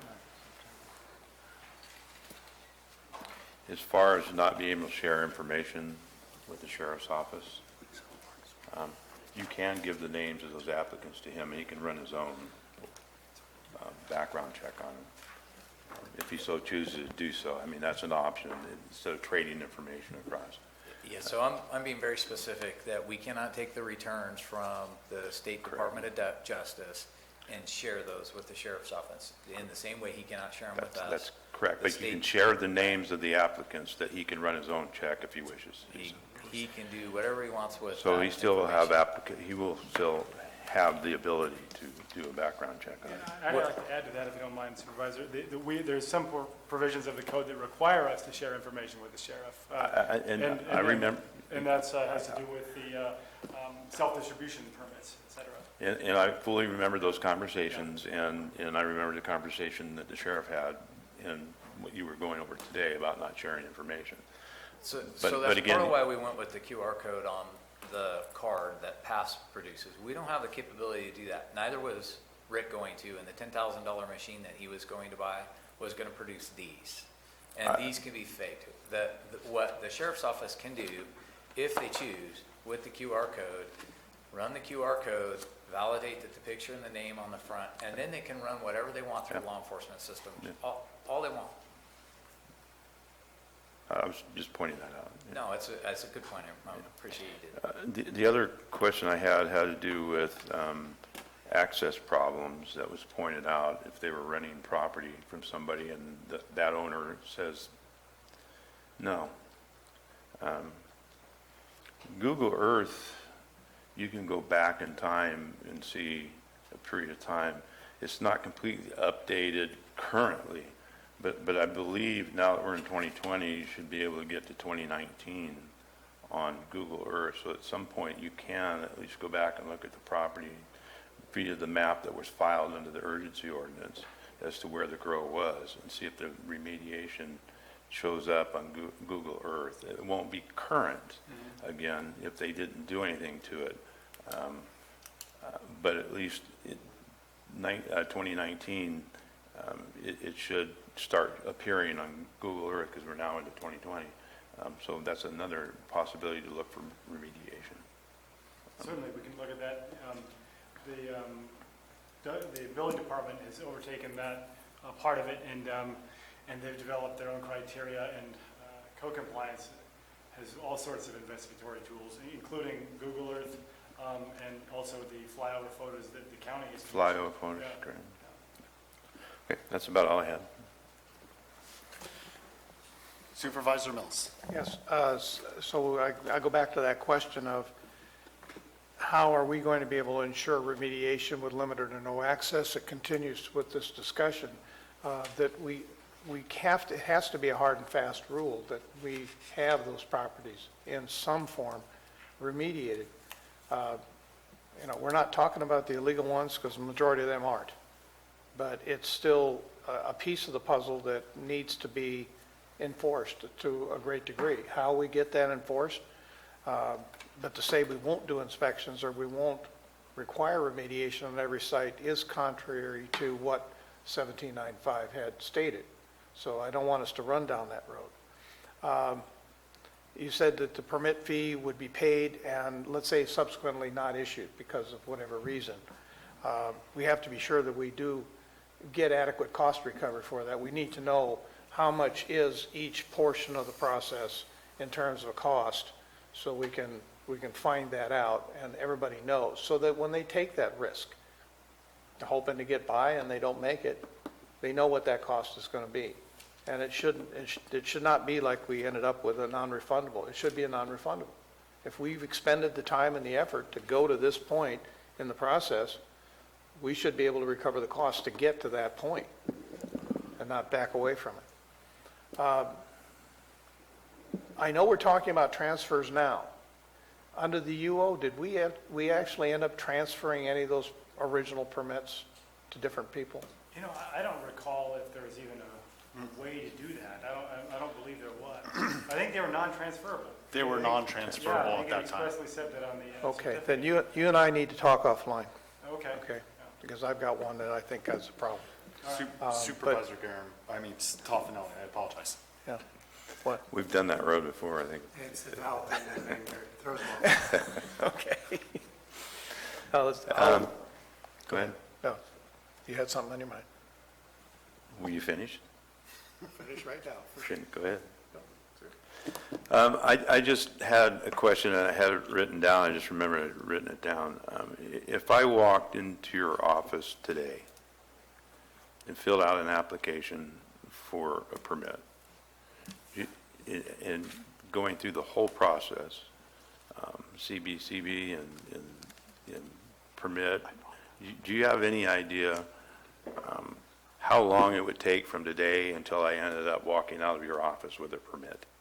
I do not, and it really depends on the case. An individual who has a small indoor operation, for example, who has a fully functional permitted cultivation site that has just been under wraps during the ban would probably end up getting a permit much faster because the building inspection would be quick. The parcel file would demonstrate that there was nothing in any of the buildings that was inconsistent with the permits that had been issued. And that person would probably, depending on how long it takes us to get the CBCB program underway, be able to get a permit relatively quickly, within probably a matter of weeks, perhaps a month. Another person who we look at their parcel file and we notice that there's 5 structures that are residential accessory units that they want to use for commercial purposes. That person's not going to get a permit for many months because they're going to have to have all those buildings permitted for their proposed occupancy, and which could implicate all kinds of regulatory requirements from emergency access under 4291 of the Public Resources Code, water storage under the Fire Code. They'd have to retrofit the buildings to make them ADA compliant. A person with a grow site like that is probably not going to grow this year. A person who, so it really depends on the site. I kind of gave you 2 ends of the spectrum. Yeah. And one person could get through pretty quickly, assuming we get our CBCB program up and running, because obviously issuance of CBCBs to all the owners and workers is a prerequisite to the issuance of a permit. A person like that, who's got all their ducks in a row, who's really vigilant and knows how to comply with state and local regulations and is relatively sophisticated will get through our program quickly, and others will not. Thank you. Anything else, Supervisor Garamendi? I guess I kind of want to poll the board, Supervisor Stopper. Is there any interest, I know we'll probably take this up a couple times, but is there any interest in transferring the funds from, that we've collected to the program at this point? Is there 4/5 vote to even talk about that again? If there's not, then we'll just keep going. Gary, Dennis, I guess. Questions to you guys. For me at this time. And you guys, I mean, I don't need to beat a dead horse. You guys know the opinion on that, so, okay.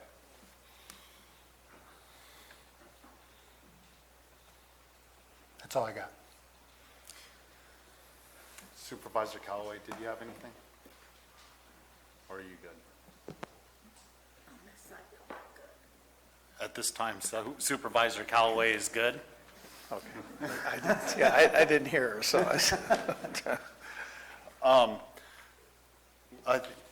This was an informational item. Was there something else? Yes. I think staff was asking whether we want to have a study session in the future on the 3 items that he brought up that he has issues with. Absolutely. Would there be anybody against those 3 items being on the study session in the future? I think that's the way Supervisor Callaway instructed me to do a poll from now on. So with that, nobody saying no, I assume you're all in favor of it.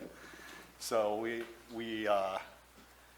definitely are in favor of a study session in the near future and dealing with these 3 things.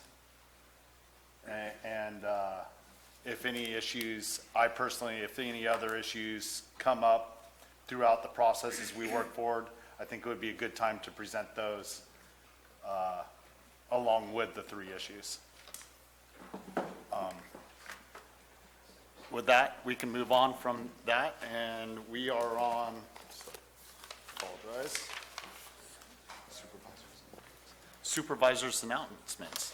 In compliance with AB 1234, Chapter does Government Code Section 53232.3D, board members shall provide brief reports on meetings they attended at the expense of the local agency at the next regular meeting of the legislative body.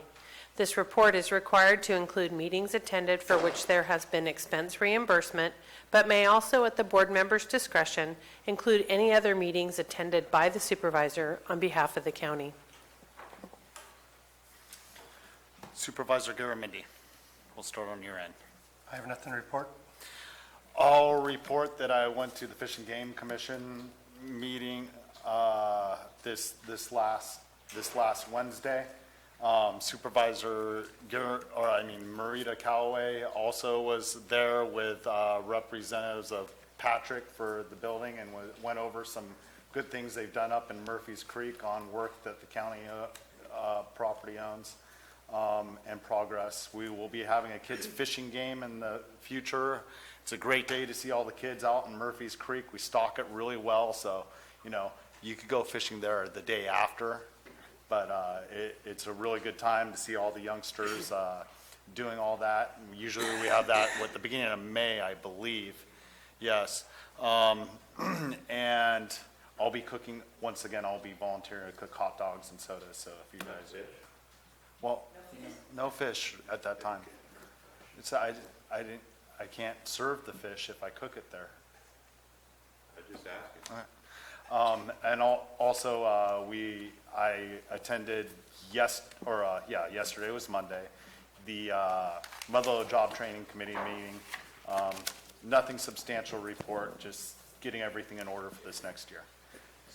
Is there something I can help you with, Supervisor Callaway? I'm going to try. Please bear with me. I was contacted by RCRC. The governor was looking for members for his forest management task force. I recommended Supervisor Garamendi, one, because Supervisor Garamendi's already our RCRC representative and is in Sacramento for those functions, and he has a lot of forest land in his district. So I thought it was an appropriate match to put Supervisor Garamendi on the Forest Management Task Force. And he has a lot of time. He doesn't have much to do. And he had some time. I did it. I'll find enough time. I'll find time. For the chair, of course. Supervisor Toffenelli. Let's see, yesterday, Got to spend the day with me. I spent a lot of time with Marita. We spent time at the Central Sierra Child Support Agency in Jackson. We meet 4 times a year, and yesterday was the first meeting of the year. And then we spent time at LAFCO last night here. We had a LAFCO meeting. And Dennis, there was a item on the agenda about Bar 20 and them taking 4 lots out of that CSA, if you're aware of it. Yeah. Yes, I am. And LAFCO voted to move it forward. So. That's all I have. Supervisor Mills. Actually, that's CSD. It's part of that CSD, the district there. Yeah, not a CSA. Well, Saturday, we attended the Murphy's Firefighters Appreciation Dinner up in Murphy's, and Monday night, we were at Angels Camp and their acknowledgement of partners. And yeah, that's going to be an interesting situation with that district as it goes forward, the Appaloosa Road District, and I'm sure you'll hear more about it as we move up. So that's all I have. Thank you. With that, I will. Sorry, just Syria- one quick. CAO, one I quick apologize, sir. announcement. The Debt Advisory Committee is scheduled for Thursday, a special meeting scheduled on Thursday at 10 a.m. The location I originally put out was going to be the board overflow room. We're going to have it in here, and the support documents have been posted online. Thank you.